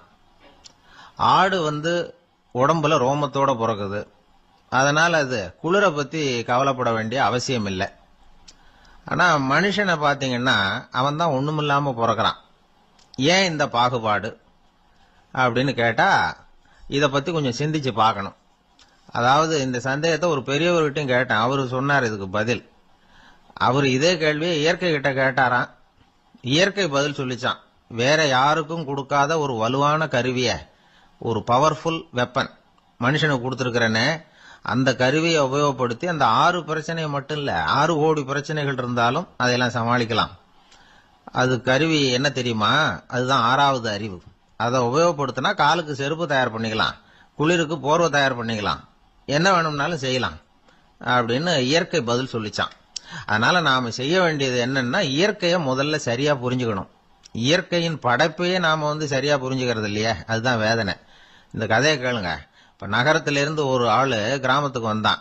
அங்க ஒரு சிறுவன் மாடு மேய்ச்சிக்கிட்டு இருந்தான். நகரத்து ஆள் சொன்ன, எவ்வளவு அழகான பசு, அது சரி இதுக்கெல்லாம் ஏன் கொம்பு இல்லைன்னா. இதுக்கு அந்த பையன் பதில் சொன்னான், பசுமாட்டுக்கு கொம்பு இல்லாததுக்கு பல காரணங்கள் உண்டு. கண்ணுக்குட்டியா இருந்தா கொம்பு இருக்காது, பசு வளர்ந்து பெருசானதுக்கு அப்புறம் தான் கொம்பு முளைக்கும், இது ஒரு காரணம். சில சமயம் வளர்ற கொம்பு எடுத்து விடுறது உண்டு, அது ஒரு காரணம். ஆனா இதுக்கு ஏன் கொம்பு இல்லைன்னு கேக்குறீங்க. அதுக்கு என்ன காரணம்னா, இது பசு இல்ல குதிரை அப்படின்னானா. ஒரு சின்ன பையன் என்னை தேடிட்டு ஓடி வந்தான். ஒரு கதை சொல்லுங்கன்னா, சொந்தமா எதுவும் தெரியாதே என்ன, உங்களுக்கு சொந்தமா எதுவும் தெரியாதுன்னு எனக்கும் தெரியும் அப்படின்னா. இந்த பையன் அடிக்கடி என்கிட்ட வந்து கதை கேட்கிறவன், அதனால என்னோட ரகசியம்லாம் அவனுக்கு அத்துப்படி. அதனால்தான் அவ்வளவு தெளிவா அடிச்சு விடுறான். சரி, இப்ப என்ன செய்யலாம்னு. பழைய கதை ஏதாவது ஒன்று சொல்லுங்களேன்னா. உனக்கு கிருஷ்ண தேவராயரை தெரியுமான்னு. அவர்கிட்ட நேர்ல பழக்கம் இல்லை, ஆனா அவரை பத்தி புஸ்தகத்துல படிச்சிருக்கேன்னா. சரி, இவங்கிட்ட மேற்கொண்டு பேச்சு கொடுத்தா நம்மள ஒரு மாதிரி ஆக்கி விடுவான் அப்படிங்கறத யூகம் பண்ணிக்கிட்டு அவனை உட்கார வச்சு கடைசி வரைக்கும் குறுக்க பேசக்கூடாது அப்படின்னு ஒரு கண்டிஷனையும் போட்டுட்டு அந்த கதையை சொன்னேன். ஒரு சமயம் கிருஷ்ணதேவராயர் சமஸ்தானத்துக்கு ஒரு பெரிய வித்வான் வந்து சேர்ந்தாராம். என்னோட போட்டி போடுறதுக்கு இந்த ஊர்ல யாராவது இருக்கீங்களா அப்படின்னு சவால் விட்டாராம். அந்த ஊர்ல இருந்த பெரிய பெரிய வித்வான்லாம் இது ஏதுனா வம்பா போச்சுன்னு நினைக்க ஆரம்பிச்சுட்டாங்க. யாரும் அந்த ஆளோட போட்டி போடுறதுக்கு தயாரா இல்லை. எல்லாரும் நடுங்கிட்டு இருக்கிறாங்க. அந்த நேரத்துல ஒருத்த மட்டும் தைரியமா முன்னுக்கு வந்தான். அது யாருன்னா தெனாலிராமன். அந்த சமஸ்தானத்துல விகட கவி அவன். என்ன அனுப்புங்க போட்டிக்கு, நான் ஜெயிச்சு காட்டுறேன்னா. உனக்கு அவ்வளவு தைரியம் இருக்குதா அப்படின்னு கேட்டாங்க. தைரியம் மட்டும்தான் என்கிட்ட இருக்குது, ஆனா தைரியம் இருந்தா அதிர்ஷ்டம் தேடிட்டு வருங்கிறது எனக்கு தெரியும் அப்படின்னா. அடுத்த நாள் போட்டி ஆரம்பமாச்சு. அந்த பெரிய வித்வான் வந்து நின்னார். தெனாலிராமன் எதிரில் வந்து நின்னான். அந்த வித்வான் ஒரு விரல காட்டினார். தெனாலிராமன் பதிலுக்கு 2 விரல காட்டினான். வித்வான் 3 விரல காட்டினார். இவன் உடனே 4 விரல காட்டினான். உடனே 5 விரல காட்டினார் அவரு. தெனாலிராமன் உடனே தன்னுடைய கை முஷ்டியை காட்டினான், கையை மூடி காட்டினான். அவ்வளவுதான். அந்த பெரிய வித்வான் கிருஷ்ணதேவராயர் காலில் விழுந்தார். நான் தோத்துட்டேன், என் தோல்வியை ஒத்துக்கிறேன் அப்படின்னு சொல்லிவிட்டார். கிருஷ்ணதேவராயர் அவரை தனியா அழைச்சிட்டு போய் என்ன நடந்ததுன்னு விசாரிச்சார். அந்த வித்வான் விளக்கம் கொடுத்தார். ஆண்டவன் ஒருவன் தான் உண்டுங்கிறத விளக்கறதுக்காக நான் ஒரு விரல காட்டினேன். அப்படி இல்ல, சக்தியை சேர்த்தா சக்தி சிவன் 2 பேர் உண்டுன்னு உங்க வித்வான் 2 விரல காட்டினார். மூர்த்திகள் 3 பேருங்கிறதுக்காக நான் 3 விரல காட்டினேன். வேதங்கள் 4ன்னு சொல்லி அவர் 4 விரல காட்டினார். பஞ்சபூதங்கள் 5ன்னு நான் 5 விரல காட்டினேன். அதையெல்லாம் அடக்கி ஆளணும்னு சொல்லி அவர் கையை மூடி உறுதியா காட்டினாரு. அடடா, உங்க வித்வானுக்கு எப்பேற்பட்ட அறிவு, அவர் தான் ஜெயிச்சார், நான் தோத்துட்டேன் அப்படின்னார் அவர். அப்படி சொல்லிவிட்டு அவர் போயிட்டார். அதுக்கப்புறம் தெனாலிராமனை கூப்பிட்டு என்னப்பா நடந்தது அப்படின்னு கேட்டாராம். அதுக்கு தெனாலிராமன் விளக்கம் கொடுத்துருக்கிறான். அவன் முதல்ல என்ன கொன்னுடுவேன்னு அந்த வித்வான் ஒரு விரல காட்டினான். உடனே ஒரு 2 கண்ணையும் தோண்டி போடுவேங்கிறதுக்காக நான் 2 விரல காட்டினேன். உனக்கு நாமம் போட்டுருவேன்னு சொல்லி 3 விரல காட்டினான். அதை அழிச்சிருவேன்னு 4 விரல காட்டினேன். உன்னை அரைஞ்சிருவேன்னு அவன் 5 விரல காட்டினான். நான் உங்களை குத்தி போடுவேன்னு சொல்லி கையை மூடி காட்டினேன் அப்படின்னா. இப்ப பாருங்க, ஜெயிச்சது யார்? தைரியம் மட்டும் இருந்துட்டா அதிர்ஷ்டம் தானா தேடி வருங்கிறது எவ்வளவு உண்மையா போச்சு. அதனால நாம எப்பவும் தைரியமா இருக்கணும்னு சொல்லிவிட்டு என் எதிரில் கதை கேட்டுட்டு உட்காந்துருந்த சின்ன பையனை பார்த்தேன். அவன் என்னை நிமிர்ந்து பார்த்தான். அவன் தன்னோட கை கால் 2ஐயும் ஒரு மாதிரியா என் முன்னால தூக்கி 20 விரல காட்டினான். எனக்கு ஒன்றும் புரியல. இதுக்கு என்னப்பா அர்த்தம்னு கேட்டேன். இதே கதையை இதுக்கு முன்னாடி என்கிட்ட 20 தடவை நீங்க சொல்லியிருக்கீங்கன்னு அர்த்தம் அப்படின்னு. ஒரு நண்பர் அவசர அவசரமா என்கிட்ட ஓடி வந்தார். அப்புறம் சொன்னார், என்னால நம்பவே முடியல சார், என் பையனா இப்படி அப்படின்னு சொல்லி ஆச்சரியப்பட்டார். உங்க பையன் அப்படி என்னதான் செஞ்சுட்டான்னு கேட்டேன். என்னால முடியாத ஒரு காரியத்தை அவன் சுலபமா செஞ்சுட்டான் சார் அப்படின்னார். அது என்ன, உங்களால முடியாத காரியத்தை அவன் செஞ்சுட்டாங்கிறீங்க, அது என்ன காரியம்னு தான் சொல்லுங்களேன். என்ன, 5ஆம் வகுப்புல அவன் ஒரே தடவையில பாஸ் ஆயிட்டான் சார், அதாவது ஒரே அட்டம்ப்ட்ல பாஸ் ஆயிருக்கிறான் அப்படின்னார். மூச்சு வாங்க. கஷ்டப்பட்டு பரீட்சை எழுதினவன் அவன், இவருக்கு மூச்சு வாங்குது. நம்மால செய்ய முடியாத ஒரு காரியத்தை இன்னொருத்தர் செய்யும் போது அது நமக்கு ஆச்சரியமா தெரியுது. இப்ப சர்க்கஸ் பாக்குறோம், அங்க ஒருத்தர் அந்தரத்துல தொங்குறார். அதை பாக்குறப்போ அது நமக்கு ஆச்சரியமா தெரியுது. ஏன்னா அது மாதிரி அந்தரத்துல தொங்குறதுங்கிறது நம்மால முடியாத காரியம். நம்மால முடியாத ஒன்ன அடுத்த ஒருத்தர் ரொம்ப சுலபமா செய்யறப்போ நாம மருள்வது இயற்கை. இதைத்தான் தொல்காப்பியம் மருட்கை அப்படின்னு சொல்லுது. இந்த வியப்பு இருக்குதே, இது 4 வகையில ஏற்படுதான். அதையும் தொல்காப்பியம் தான் சொல்லுது. அது என்ன 4 வகை அப்படின்னா, முதல் வகை எப்படின்னா புதுமையான அரிய செயல்களை செய்வது. 2வது வகை என்னன்னா பெரிய செயல்களை செய்யறது. 3வது வகை எப்படின்னா மிக நுட்பமான செயல்களை செய்யறது. 4வது வகை ஆக்கம் தரும் செயல்களை செய்யறது. புதுமை, பெருமை, சிறுமை, ஆக்கமோடு மதினம் சாலா மருட்கை நான்கே அப்படிங்கிறது தொல்காப்பியம். இன்னைக்கு விஞ்ஞானம் புதுசா எதையோ கண்டுபிடிச்சிக்கிட்டு இருக்குது. அந்த கண்டுபிடிப்புகளை எல்லாம் பார்க்கறப்போ ஆரம்பத்தில் ஆச்சரியமா இருக்கு, அதுக்கப்புறம் நமக்கு பழகி போடுது. இப்போ வானொலி பெட்டி புதுசா வந்தப்போ அதை சுற்றி எவ்வளவு கும்பல், ஒரு பெட்டி பேசுது அப்படிங்கிறது எவ்வளவு வியப்புக்குரிய விஷயம். இப்ப யாரும் வானொலி பெட்டியை ரொம்ப ஆச்சரியத்தோட பாக்குறது இல்ல. வச்சிருந்தாதான் ஆச்சரியமா பார்ப்பாங்க சில பேர், இந்த காலத்துல எப்படி வச்சிருக்கிறாரேன்னு சொல்லி. மாறா அதை அலட்சியமாவும் பார்க்க ஆரம்பிச்சுட்டாங்க. மதினம் சாலா மருட்கை அப்படின்னு ஒரு சொற்றொடர் வருது பாருங்க, அதுல கருத்தாழம் உண்டு. எதை பத்தியும் போதுமான அளவு புரிஞ்சிக்காதப்போ ஒருத்தர் ஆச்சரியப்படுறார், புரிஞ்சுகிட்டதுக்கு அப்புறம் ஆச்சரியம் மறைஞ்சு போடுது. மிக நுட்பமான செயல்களும் நம்மளை ஆச்சரியப்பட வைக்குது. ஒரு அரிசியில ஒரு திருக்குறள் எழுதி காட்டுறாங்க, ஒரு முட்டை ஓட்டுக்குள்ள ஓவியம் தீட்டி காட்டுறாங்க. கருங்கல் சிற்பங்கள்ல எவ்வளவு நுட்பமான வேலைப்பாடுகள், அதையெல்லாம் பார்த்து ஆச்சரியப்படுறோம். இது மாதிரியே ஆக்கப்பூர்வமான செயல்களும் நம்மளை வியப்பில் ஆழ்த்தும். குப்பை கூலங்களை கூட வாழ்க்கைக்கு பயன்படுகிற பொருளா மாற்றுகிறவர்கள் இருக்கிறாங்க. அவங்களுடைய செயல் நமக்கு ஆச்சரியத்தை தருது. இடைக்காட்டு சித்தர்னு ஒருத்தர் இருந்தார். அவர் பாடிய மூவடி 30ங்கிற நூல்ல ஒரு பாட்டு வருது. ஆற்றல் பிறர் அறிதலின் ஆகம் கிளர்வு உறுதலின் கற்று அறிபாணர் கெழுமிய கோடலின் தோற்றம் உருகவே போற்றல் சால் வியப்பே. ஒருத்தருடைய ஆற்றல் தெரியாமல் இருந்தது, அவருடைய அரிய செயல்களை பார்க்கும் பொழுது வியப்பா இருந்தது, மனசுக்குள்ள கிளர்ச்சி. பாவலர்கள் இவர்கள் புகழ பாடி மற்றவர்களும் தெரிந்து கொள்ளுமாறு செய்கிறார்கள். ஆக எல்லா வகையிலுமே மக்கள் தங்களுடைய வாழ்க்கையில முன்னேறுவதற்கு வழிகாட்டுகிற ஒரு மெய்ப்பாடு தான் வியப்புங்கிறது. இன்னைக்கு இளைஞர்கள் இதை நல்லா புரிஞ்சுக்கணும். ஆச்சரியப்படுங்கள், ஆச்சரியப்பட வைப்பீர்கள். இந்த காலத்துல நம்ம எப்படி எல்லாமோ ஆச்சரியப்பட வைக்கிற அதிசய மனிதர்கள் இருக்கிறாங்க. ஒரு ஆளை பிடிச்சி ஜெயிலுக்கு கொண்டுட்டு வந்தாங்க. சிறை அதிகாரி அவனை ரொம்பவும் ஆச்சரியமா பார்த்தார். இவன் கேட்டான், ஏன் சார் அப்படி பாக்குறீங்க, நான் இப்ப இங்க வந்தது உங்களுக்கு ஆச்சரியமா இருக்கா அப்படின்னு கேட்டான். இதுக்கு சிறை அதிகாரி சொன்னார், நீ இப்ப இங்க வந்ததுல எனக்கு ஒன்னும் ஆச்சரியம் இல்லப்பா, ஏற்கனவே நீ இங்கிருந்து விடுதலை ஆகி போய் 6 மாசம் ஆச்சு, இவ்வளவு லேட்டா திரும்பி வர்றியா, அதுதான் எனக்கு ஆச்சரியம் அப்படின்னாராம். இது ஒரு வகையான ஆச்சரியம். ஆனா வாழ்க்கையில வியப்புங்கிறது ஒரு தேவைப்படுகிற மெய்ப்பாடு. ஆச்சரியப்படுவோம், ஆச்சரியப்பட வைப்போம். அப்படி இந்த உண்மையை புரிந்து கொண்டோம்னா நம்ம வாழ்க்கையில வெற்றி நிச்சயம். சாலை ஓரமா அழுதுகிட்டு உட்காந்துருந்தான். பிச்சை எடுத்து சாப்பிடுற ஒருத்தன் அந்த பக்கமா வந்தான். இவனை பார்த்தான். ஏன் அழுதுகிட்டு உட்காந்துருக்கிற, என்னாச்சு உனக்கு அப்படின்னு கேட்டான். அதுக்கு இவன் சொன்னா, என்கிட்ட ஒண்ணுமே இல்லை, நான் இந்த உலகத்துல இருந்து என்ன பிரயோஜனம், அதனாலதான் அழுதுகிட்டு இருக்கிறேன் அப்படின்னா. உன்கிட்ட மறைஞ்சிருக்கிற புதையல் என் கண்ணுக்கு நல்லா தெரியுது, அது உனக்கு புரியல, அதனாலதான் அழுதுகிட்டு இருக்கிற அப்படின்னா. என்னது புதையல் இருக்குதா, உன் கண்ணுக்கு தெரியுதா அப்படின்னு கேட்டான். ஆமா எனக்கு தெரியுது, அந்த புதையலை நீ விற்கிறதுக்கு தயாரா இருக்கிறியா அப்படின்னு கேட்டான் இவன். இதை கேட்டதும் அந்த இளைஞனுக்கு ரொம்ப ஆச்சரியமா போச்சு. என்னது இப்படி கேட்கறானே அப்படின்னு. என்கிட்ட ஒரு காசு கூட இல்லையே, அப்படி இருக்கிறப்போ புதையல் எங்க இருந்து வந்தது அப்படின்னா. இந்த நேரத்தில் அந்த பிச்சைக்காரன் சிரிச்சான். இப்படிதான் இந்த உலகத்துல எல்லாரும் சொல்லிட்டு இருக்கிறாங்க, என்கிட்ட ஒண்ணுமே இல்லை ஒண்ணுமே இல்லைன்னு சொல்லி.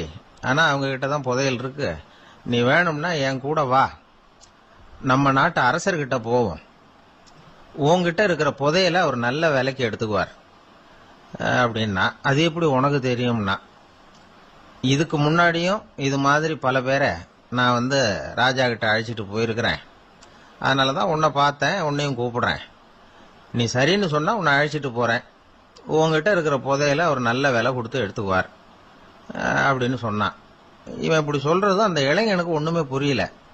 இது என்னது இந்த ஆள் இப்படி சொல்லிட்டு இருக்கிறான், நம்மகிட்ட என்ன இருக்குது, அதுவும் இல்லாம இவனே பிச்சை எடுத்து சாப்பிட்டுக்கிட்டு இருக்கிறான், இவன் போய் நம்மள ராஜா கிட்ட அழைச்சிட்டு போறதா போறேங்கிறானே என்ன அப்படின்னு சொல்லி அவன் யோசனை பண்ணான். என்ன யோசிக்கிற, உனக்கு பணம் வேணும்னா என்னோட வா அப்படின்னா. இளைஞன் ஒரு முடிவுக்கு வந்தான். சரி, இங்கேயே உட்காந்துக்கிட்டு இருக்கிறத விட அங்கேயாவது போய் பார்ப்போமே இங்கே அழுதுட்டு உட்காந்துருக்கிறதுல என்ன பிரயோஜனம், ஏதோ கூப்பிடுறான் போய் பார்த்துட்டு வருவோமே அப்படின்னு சொல்லி அவன் கூட புறப்பட்டான். பிச்சைக்காரன் முன்னாடி போயிட்டே இருக்கிறான், இந்த இளைஞன் பின்னாடி நடந்து போயிட்டு இருக்கான். 2 பேரும் அரண்மனையை நோக்கி போறாங்க. பாதி வழி போயிருப்பாங்க. வழியில அந்த பிச்சைக்காரன் சொன்னான், இத பாரு, முன்னாடியே சில விஷயங்களை நாம பேசிக்க வேண்டியிருக்கு. சரியா தெளிவா முடிவு எடுத்துக்கிட்டு அதுக்கப்புறம் ராஜா கிட்ட போகணும். ஏன்னா அங்க போய் அது முடியாது இது முடியாதுன்னு நாம நமக்குள்ள சண்டை போட்டுக்கிட்டு இருக்க முடியாது. ராஜாவுக்கு விலையை பத்தி கவலையே இல்லை, எவ்வளவு சொன்னாலும் நமக்கு பணம் கிடைச்சிரும். ஆனா அதுக்கப்புறம் நான் இதை விற்கிறதுக்கு தயாரா இல்லைன்னு சொல்லிடக்கூடாது. அதனால புதையல விற்கிறதா இல்லையாங்கிறத இங்கேயே தெளிவா முடிவு செஞ்சுக்கணும். இல்லைன்னா ராஜா கிட்ட போய் அங்க போய் குழப்பிட்டு இருக்க முடியாது அப்படின்னு சொன்னான். இளைஞனுக்கு ஒண்ணுமே புரியல. என்ன சொல்ற நீ, என்கிட்டயா புதையலா, எங்க இருக்குது அப்படின்னு சொல்லி குழம்பி போனான். இப்போ அந்த பிச்சைக்காரன் சொன்னான், இத பாரு, இப்போ உதாரணத்துக்கு உன்னுடைய கண்களை எடுத்துக்கோ, அதுக்கு நீ என்ன விலை கேட்டுற போற? நான் அதுக்கு ராஜா கிட்ட இருந்து ஒரு 50,000 ரூபா வாங்கி தர முடியும். உன்னுடைய இருதயத்தை கொடுக்குறியா, 20 லட்சம் ரூபா வாங்கி தரேன். மூளையை கொடுக்குறியா, 30 லட்சம் வாங்கி தரேன். என்ன சொல்ற அப்படின்னு சொல்லி இந்த பிச்சைக்காரன் பேசிக்கிட்டே போறான். இளைஞனுக்கு கோபம் வந்துட்டுது. என்ன உளர்ற, உனக்கு என்ன பைத்தியமா? கண்ணையும் மூளையையும் இருதயத்தையுமா விற்பாங்க? என்ன விலை கொடுத்தாலும் அதையெல்லாம் நான் விற்கிறதுக்கு தயாரா இல்லை, நான் விற்க மாட்டேன். அதை கொடுத்துட்டு நான் என்ன பண்றது? இப்படி நான் மட்டும் இல்லை, யாருமே இதை விற்கிறதுக்கு தயாரா இருக்க மாட்டாங்க அப்படின்னு சொன்னான் அந்த இளைஞன். இவன் இப்படி சொன்னதும் அந்த பிச்சைக்காரன் வாய் விட்டு சிரிக்க ஆரம்பிச்சுட்டான். இப்போ பைத்தியமானது நானா நீயா? லட்சக்கணக்கான கோடிக்கணக்கான ரூபாய் பொறுமானம் உள்ள பொருள்களை உங்ககிட்டயே வச்சுக்கிட்டு விற்க முடியாதுன்னு சொல்ற நீ தான் ஏழை. என்கிட்ட ஒண்ணுமே இல்லைன்னு மரத்தடியில் உட்காந்து அழுதுட்டு இருக்கிறியே அப்படின்னு சொன்னான். இன்னைக்கு பாத்தீங்கன்னா பல பேர் தன்கிட்ட புதைஞ்சிருக்கிற ஆற்றலை புரிஞ்சிக்க முடியாம அவதிப்பட்டு இருக்கிறாங்க. நம்ம கிட்ட என்ன இருக்குங்கிறது அவங்களுக்கு தெரியறது இல்ல. அதனாலதான் என்கிட்ட ஒண்ணுமே இல்லைன்னு சொல்லி அழுதுட்டு இருக்கிறாங்க. இத விளங்க வைக்கிறதுக்கு பெரியவங்க சொல்ற கதை இது. நம்ம கிட்ட இருக்கிற புதையலை நாம தான் தோண்டி எடுக்கணும். உண்மையான புதையல்ங்கிறது உள்ளே இருக்கு. ஆனா அதை வெளியில தேடுற ஆசாமிகள் தான் அதிகம். சராசரி மனித இயல்பு அப்படி. நம்ம கிட்ட விலை மதிக்க முடியாத பகுத்தறிவு இருக்கு. அதை வச்சுக்கிட்டு வாழ்க்கையில முன்னேறதுக்கு முயற்சி பண்ணணும். என்கிட்ட ஒண்ணுமே இல்லைன்னு நினைச்சு ஓரமா உட்காந்துடக்கூடாது. முயற்சி செஞ்சா முடியாத காரியம் எதுவுமே இல்லை. ஒரு ரயில்வே ஸ்டேஷன் பக்கம் வெளியில ஒரு டாக்ஸி நின்றுட்டு இருந்தது. அந்த பக்கமா வந்த ஒருத்தர் டாக்ஸி டிரைவரை பார்த்து சொன்னார், ஐயா, உங்க வண்டியில பின் சீட்ல ஒரு மணி பர்ஸ் கிடக்கு, யாரோ மறந்து விட்டுட்டு போயிருக்கிறாங்க அப்படின்னாரு. இல்ல இல்ல, அது காலி பர்ஸ் தான், நான் தான் அதை அங்க போட்டு வச்சிருக்கிறேன் டிரைவர். ஏன்னு கேட்டார் அவரு. இதுக்கு டிரைவர் சொன்னாரு, அதை பாக்குற யாராவது அதை எடுத்துக்கலாம்ங்கிற ஆசையிலேயாவது சவாரிக்கு வருவாங்க, அதுக்காக தான் போட்டு வச்சிருக்கிறேன் அப்படின்னார். கத்திய தீட்டாதே புத்திய தீட்டு அப்படின்னு ஒரு பெரியவர் புத்தி சொன்னார். அதை கேட்ட ஒரு இளைஞன், அது எப்படி பெரியவரை புத்திய தீட்டுறது? கத்திய தீட்டுன்னு சொன்னா ஒரு கருங்கல்ல கத்திய தேய்க்கலாம், புத்திய தீட்டுன்னு சொன்னா எப்படி தலையை கொண்டுட்டு போய் தரையில தேய்ச்சிக்கிட்டு இருக்க முடியுமா அப்படின்னா. அந்த பெரியவர் உடனே புரிஞ்சுக்கிட்டார், இந்த இளைஞனுக்கு புத்தி கூர்மை கம்மி அப்படிங்கறத புரிஞ்சுக்கிட்டார். அது சரி, அறிவுக்கும் புத்திசாலித்தனத்துக்கும் என்ன வித்தியாசம்? இது ஒரு முக்கியமான கேள்வி. அறிவுன்னா என்ன, புத்திசாலித்தனம்னா என்ன? இதே கேள்விய சாக்ரட்டிஸ் கிட்ட அவருடைய சீடன் ஒருத்தன் கேட்டானா. ஐயா, அறிவுக்கும் புத்திசாலித்தனத்துக்கும் என்னங்க வித்தியாசம் அப்படின்னு கேட்டிருக்கான். சாக்ரட்டிஸ் நிமிர்ந்து பார்த்திருக்கிறார் அந்த சீடனை. அதுக்கப்புறம் சொன்னாராம், நான் சொல்றேன் உன்னுடைய கேள்விக்கு பதில், ஆனா அதுக்கு முன்னாடி நீ ஒரு காரியம் பண்ணணும்னாராம். என்னங்க செய்யணும் சொல்லுங்கன்னு இருக்கான். அதோ பாரு, ஒரு பெரியவர் உட்கார்ந்துருக்கிறாரு, அவர்கிட்ட போ, இங்க இருந்து பக்கத்துல இருக்கிற அந்த கிராமத்துக்கு போய் சேர எவ்வளவு நேரம் ஆகும் அப்படின்னு கேட்டுட்டு வா அப்படி சொன்னார் சாக்ரட்டிஸ். சரின்னு சொல்லிவிட்டு இவன் போனான். அந்த பெரியவர் முன்னாடி போய் நின்னான். ஏங்க பெரியவரை, இங்க இருந்து அதோ தெரியுத அந்த கிராமத்துக்கு போய் சேர்றதுக்கு எவ்வளவு நேரம் ஆகும் அப்படின்னு கேட்டான். பெரியவர் நிமிர்ந்து பார்த்தார், ஆனா பதில் எதுவும் சொல்லல. இவன் மறுபடியும் ஒரு தடவை அதே கேள்வி அவர்கிட்ட கேட்டான். என்னங்க, நான் கேட்கறது உங்க காதுல விழுதா? அந்த கிராமத்துக்கு போய் சேர்றதுக்கு எவ்வளவு நேரம் ஆகும் அப்படின்னு சொல்லி மறுபடியும் கேட்டான். அப்பவும் அவர் பதில் சொல்லல. உடனே அவன் மனசுக்குள்ள முடிவு பண்ணிக்கிட்டான், சரி பெரியவர் ஒரு மாதிரியா தெரிகிறார், புத்தி சுவாதீனம் சரியில்லாத ஒரு மாதிரி தெரியுது அப்படின்னு நினைச்சுக்கிட்டே வந்த வழியிலேயே திரும்பி வந்துட்டான். கொஞ்ச தூரம் நடந்திருப்பான். இப்ப அந்த பெரியவர் மறுபடியும் கூப்பிட்டார், இளைஞனே இப்படி வாழ்னார். இவனுக்கு ஒன்றும் புரியல. மறுபடியும் திரும்பி நடந்தான். அவர் முன்னாடி போய் நின்னான். பெரியவர் சொன்னார், தம்பி, இங்க இருந்து அந்த கிராமத்துக்கு போய் சேர்றதுக்கு 5 நிமிஷம் ஆகும் அப்படின்னார். இப்போ அந்த இளைஞன் அந்த முதியவரை ஒரு மாதிரியா பார்க்க ஆரம்பிச்சான். அதுக்கப்புறம் கொஞ்சம் யோசிச்சான். பிறகு அவர்கிட்டே கேட்டுட்டான், ஏங்க பெரியவரை, இதே பதில அப்பவே என்கிட்ட சொல்லியிருக்கலாமே, என்ன திரும்பி போன்னு சொல்லிவிட்டு பாதி தூரம் போனதுக்கு அப்புறம் மறுபடியும் கூப்பிட்டு அதுக்கப்புறம் இப்படி சொல்றீங்களே, இது நியாயமா அப்படின்னா. பெரியவர் சிரிச்சார். அதுக்கப்புறம் சொன்னார், ஏன்பா, நீ எவ்வளவு வேகமா நடக்கிறேங்கிறத பார்க்காம நீ கிராமத்துக்கு போய் சேர வேண்டிய நேரத்தை எப்படி என்னால சொல்ல முடியும்? அதனாலதான் உன்னை கொஞ்சம் தூரம் நடக்க விட்டு உன்னுடைய நடையின் வேகம், அந்த கிராமம் இருக்கிற தூரம் ரெண்டையும் கணக்கு போட்டு அதுக்கப்புறம் நேரத்தை சொன்னேன்னார். சீடன் வந்து தலை குனிந்தான். அப்படியே திரும்பி வந்து சாக்ரட்டிஸ் முன்னாடி நின்னான். சாக்ரட்டிஸ் இப்ப சொல்றார், தம்பி, அதுக்கு பேர் தான் புத்திசாலித்தனம். இந்த அறிவு கூர்மை வந்து எல்லா இளைஞர்களுக்கும் வரணும் அப்படிங்கறதுக்காகத்தான் கத்தியை தீட்டாத புத்தியை தீட்டு அப்படின்னு பெரியவங்க எல்லாம் சொல்லிட்டு இருக்கிறாங்க. புத்தியை தீட்டுறவங்க எல்லாம் வாழ்க்கையில அறிவாளியாராங்க, தீட்டாதவங்க கோமாளியாராங்க. இதுதான் இன்னைக்கு நடக்கிறது.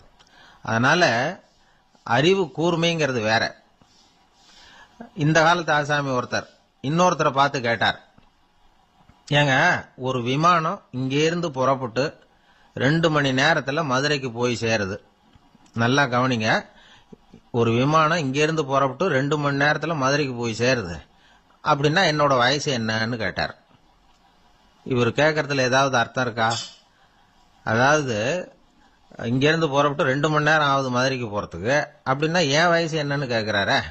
இதை கேட்ட உடனே அவர் பதில் சொன்னார், அப்படின்னா உங்களோட வயசு 20 அப்படின்னார். எப்படிங்க அவ்வளவு கரெக்டா சொன்னீங்க அப்படின்னு கேட்டார். வேற ஒண்ணும் இல்ல, எங்க பக்கத்து வீட்டுல ஒரு முழு பைத்தியம் இருக்கு, அதோட வயசு 40, அப்படின்னா உன் வயசு 20 தான் இருக்கணும் அப்படின்னார். அரை பைத்தியம்னு முடிவு பண்ணிக்கிட்டார். அதனால வாழ்க்கையில அறிவு கூர்மைங்கிறது ரொம்ப அவசியம். அந்த புத்திசாலித்தனம் இருக்கிறவங்க வாழ்க்கையில வெற்றி பெறுவது நிச்சயம். வயிறு பசிக்குதேங்கிறது சிலரோட கவலை, வயிறு பசிக்க மாட்டேங்குதே அப்படிங்கிறது சில பேரோட கவலை. 2 விதமான கவலைக்கும் வயிறு தான் காரணமா இருக்குது. வயிறு பசிச்சதுன்னா அது இயற்கை, வயிறு பசிக்கலைன்னா அது வியாதி. ஆனா பசியையும் நாம பசிப்பிணி அப்படின்னு தான் சொல்லுவோம். என்ன காரணம்? வியாதியை போக்க வேண்டியது எவ்வளவு முக்கியமோ அதை விட முக்கியம் பசியை போக்க வேண்டியது. ஒரு சமுதாயத்துல பசிப்புணியே இருக்கக்கூடாது, அதுதான் நல்ல சமுதாயம். பசியை போகணும்னா சாப்பாடு போடணும், பசியின்மையை போகணும்னா வைத்தியம் தான் பண்ணணும். இது சம்பந்தமா எவ்வளவோ ஆராய்ச்சிகள் நடக்குது, நிறைய மருந்து கண்டுபிடிச்சிருக்கிறாங்க. நம்ம உடம்புல பசியை தூண்டக்கூடிய பகுதி எது, இதை முதல்ல தெரிஞ்சுக்கணும் இல்லையா? நாம சாப்பிடுற ஆகாரம் செரிக்கிறதுக்கு எது காரணம் தெரியுமா? நம்ம மூளையோட பின்பகுதி தான் அதுக்கு காரணமா இருக்குதாம். மூளையின் பின்பகுதியில நரம்பு செல்களால் ஆன 2 வகையான ஆரக்சின்கள் தான் பசியை உண்டாக்குது அப்படின்னு கண்டுபிடிச்சிருக்கிறாங்க. 2 ஆய்வாளர்கள் இதை கண்டுபிடிச்சிருக்காங்க. அவங்க 2 பேரும் டெக்சாஸ் பல்கலைக்கழகத்துல ஹார்வர்டு ஹக்ஸ் மருத்துவ கல்வி நிலையத்துல பணிபுரியறவங்களாம். உண்பது தேவைங்கிறது உணரப்படும் போது மூளையின் அந்த குறிப்பிட்ட பகுதி ஆரக்சின் அப்படிங்கிற ஹார்மோன்களை சுரக்கும். அது பசி உணர்வை தூண்டும் அப்படிங்கிறது தான் அந்த ஆய்வாளர்களின் கண்டுபிடிப்பு. இந்த ஆரக்சின் வேற சில உயிரினங்கள்லயும் உண்டு. இப்ப எலிகள்ல கூட இது இருக்குது. அதனால எலிகளை வச்சு இது சம்பந்தமா ஆராய்ச்சி பண்ணாங்க. எலிகள் உடம்புல ஆரக்சினை செலுத்தி பார்த்தாங்க. உடனே என்னாச்சு தெரியுமா? அந்த எலியெல்லாம் பசியால துடிக்க ஆரம்பிச்சுட்டுது. எதையாவது தின்னு பசியை தீர்த்தா போதுங்கிற அளவுக்கு அந்த எலிகள்லாம் அல்லாட ஆரம்பிச்சுட்டுது. இயல்பா சாதாரணமா அந்த எலிகள் எவ்வளவு சாப்பிடுமோ அது மாதிரி 8 முதல் 10 மடங்கு அதிகமான ஆகாரத்தை 1 மணி நேரத்துக்குள்ள சாப்பிட்டு தீர்த்துட்டுதான். சில எலிகளின் மூளையில இந்த ஆரக்சின் அளவை கட்டுப்படுத்தி பார்த்திருக்கிறாங்க. உடனே என்னாச்சு தெரியுமா? அதெல்லாம் சாப்பாட்டை கண்டா முகத்தை திருப்பிட்டு போக ஆரம்பிச்சுட்டுதான். அந்த எலிகளுக்கு பசி எடுக்கலையா. இந்த ஆராய்ச்சியின் அடிப்படையில பசி எடுக்காமல் இருக்கிற மனிதர்களுக்கும் பசியை தூண்ட முடியும் அப்படின்னு சொல்லி ஆராய்ச்சியாளர்கள் தெரிவிச்சிருக்கிறாங்க. ஆக ஆரக்சின் தான் பசிக்கு காரணம்ங்கிறது தெரிஞ்சு போச்சு. சரி, இந்த ஆரக்சின் அப்படின்னா என்ன? அது ஒரு கிரேக்க சொல். அதுக்கு பசின்னு அர்த்தம். நம்ம ஆளுங்களுக்கெல்லாம் பசியை தூண்டுறதுக்கு மருந்து தேவையில்லை, பசியை குறைக்கிறதுக்கு தான் மருந்து தேவை. ஒரு அம்மா டாக்டர் தேடி வந்தாங்களாம். டாக்டர், எங்க வீட்டுக்காரருக்கு திடீர்னு அகோர பசி, நிறைய சமைச்சு போடுறேன், அவ்வளவையும் சாப்பிட்டுட்டு கீழே கிடக்கிற குப்பை கூலங்களையும் எடுத்து சாப்பிட ஆரம்பிச்சுடுறார், என்னன்னு கவனிச்சு பாருங்க அப்படின்னாங்களாம். எவ்வளவு நாளா அப்படி இருக்குதுன்னு கேட்டிருக்காரு டாக்டர். ஒரு வாரமா அப்படி இருக்குதுன்னாங்களாம். இவ்வளவு நாளா ஏன் சும்மா இருந்தீங்க, ஆரம்பத்திலேயே இங்க அழைச்சிட்டு வர வேண்டியது தானே அப்படின்னாராம் டாக்டர். அது ஒண்ணும் இல்ல டாக்டர், வீடு பூரா சுத்தமாகட்டுமேன்னு பாத்துக்கிட்டு இருந்தேன் அப்படின்னாங்களாம் அந்த அம்மா. ஒரு பெரிய அரசன் இந்த உலகம் பூராவையும் ஆண்டுகிட்டு இருந்தான். ரொம்ப காலம் அப்படி அரசாட்சி பண்ணிக்கிட்டு இருந்தான். திடீர்னு அவனுக்கும் சில எதிரிகள் முளைச்சாங்க. அவங்க எல்லாம் ஒண்ணு சேர்ந்து இவனை தோற்கடிச்சுட்டாங்க.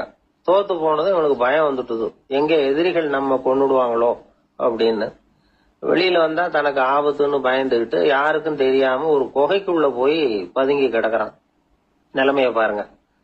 முதல் நாள் அரண்மனையில அதிகாரம் பண்ணிக்கிட்டு இருந்தவன் மறுநாள் குகையில பயந்து போய் பதுங்கி கிடக்குறான். ராத்திரி நேரம் வந்தது, பசி வயத்தை கிள்ளுது, பிச்சை எடுத்து சாப்பிட வேண்டிய நிலைமை. பிச்சை எடுக்கிறதுக்கு பாத்திரம் வேணுமே, என்ன பண்றது அப்படின்னு அங்கேயும் இங்கேயும் பாக்குறான்.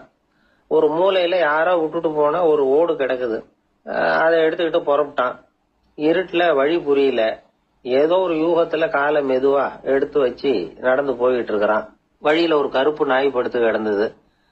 இருட்டுல அவன் இது கண்ணுக்கு சரியா தெரியல, அவனுக்கு தவறி போய் காலை வச்சுட்டான் அது மேல. நாய் சும்மா இருக்குமா, அவள்னு உழுந்து கடிச்சு விட்டுது.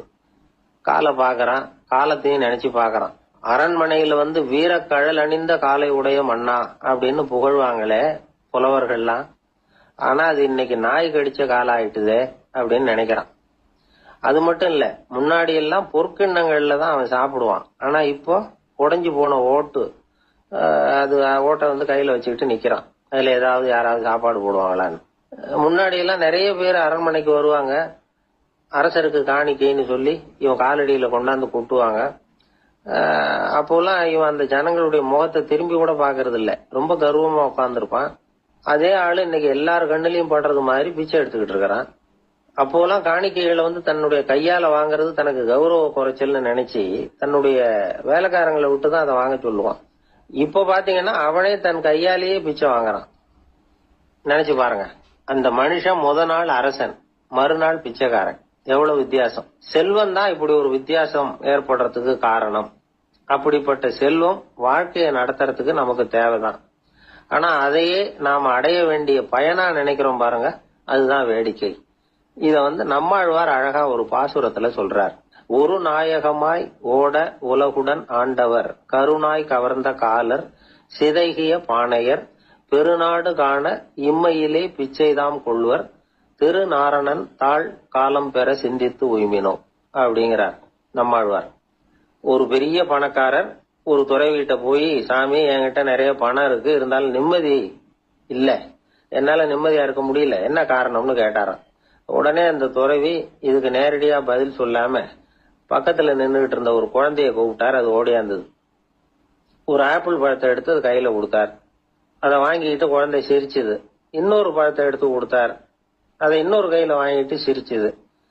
மூணாவது ஆப்பிள் எடுத்து கொடுத்தார். 2 பழத்தையும் நெஞ்சில் அணைச்சிக்கிட்டு 3வது பழத்தையும் வாங்கறதுக்கு முயற்சி பண்ணிச்சு. ஆனா அது உடனே நழுவி கீழே விழுந்து உருண்டு ஓடிச்சு. ஏற்கனவே இருந்ததும் விழுந்துட்டுது. இப்ப அந்த குழந்தை அழ ஆரம்பிச்சுட்டுது. இப்ப அந்த துறவி பணக்காரர்கிட்ட சொன்னாராம், குழந்தைய கவனிச்சியா, 2 ஆப்பிள் போதும்னு அது நினைச்சிருந்தா இப்போ அது அழ வேண்டிய அவசியம் வந்திருக்குமா அப்படின்னாராம். எதுவுமே அளவுக்கு மிஞ்சினா துன்பம் தான். இந்த காலத்துல இதெல்லாம் யாரு காதுல வாங்குறாங்க? ஒருத்தனை நல்ல வழிக்கு கொண்டு வரணும்னு நினைச்சு அவனை கூப்பிட்டு உட்கார வச்சு இந்த கதையை சொல்லிட்டு இருந்தாங்க. சொல்லிவிட்டு அந்த குழந்தை செஞ்சது தப்பு தானே அப்படின்னு கேட்டிருக்கிறாங்க. ஆமா, தப்பு தான், நானா இருந்தா அப்படி செஞ்சிருக்க மாட்டேன் நானா. இவன் 2 பழமே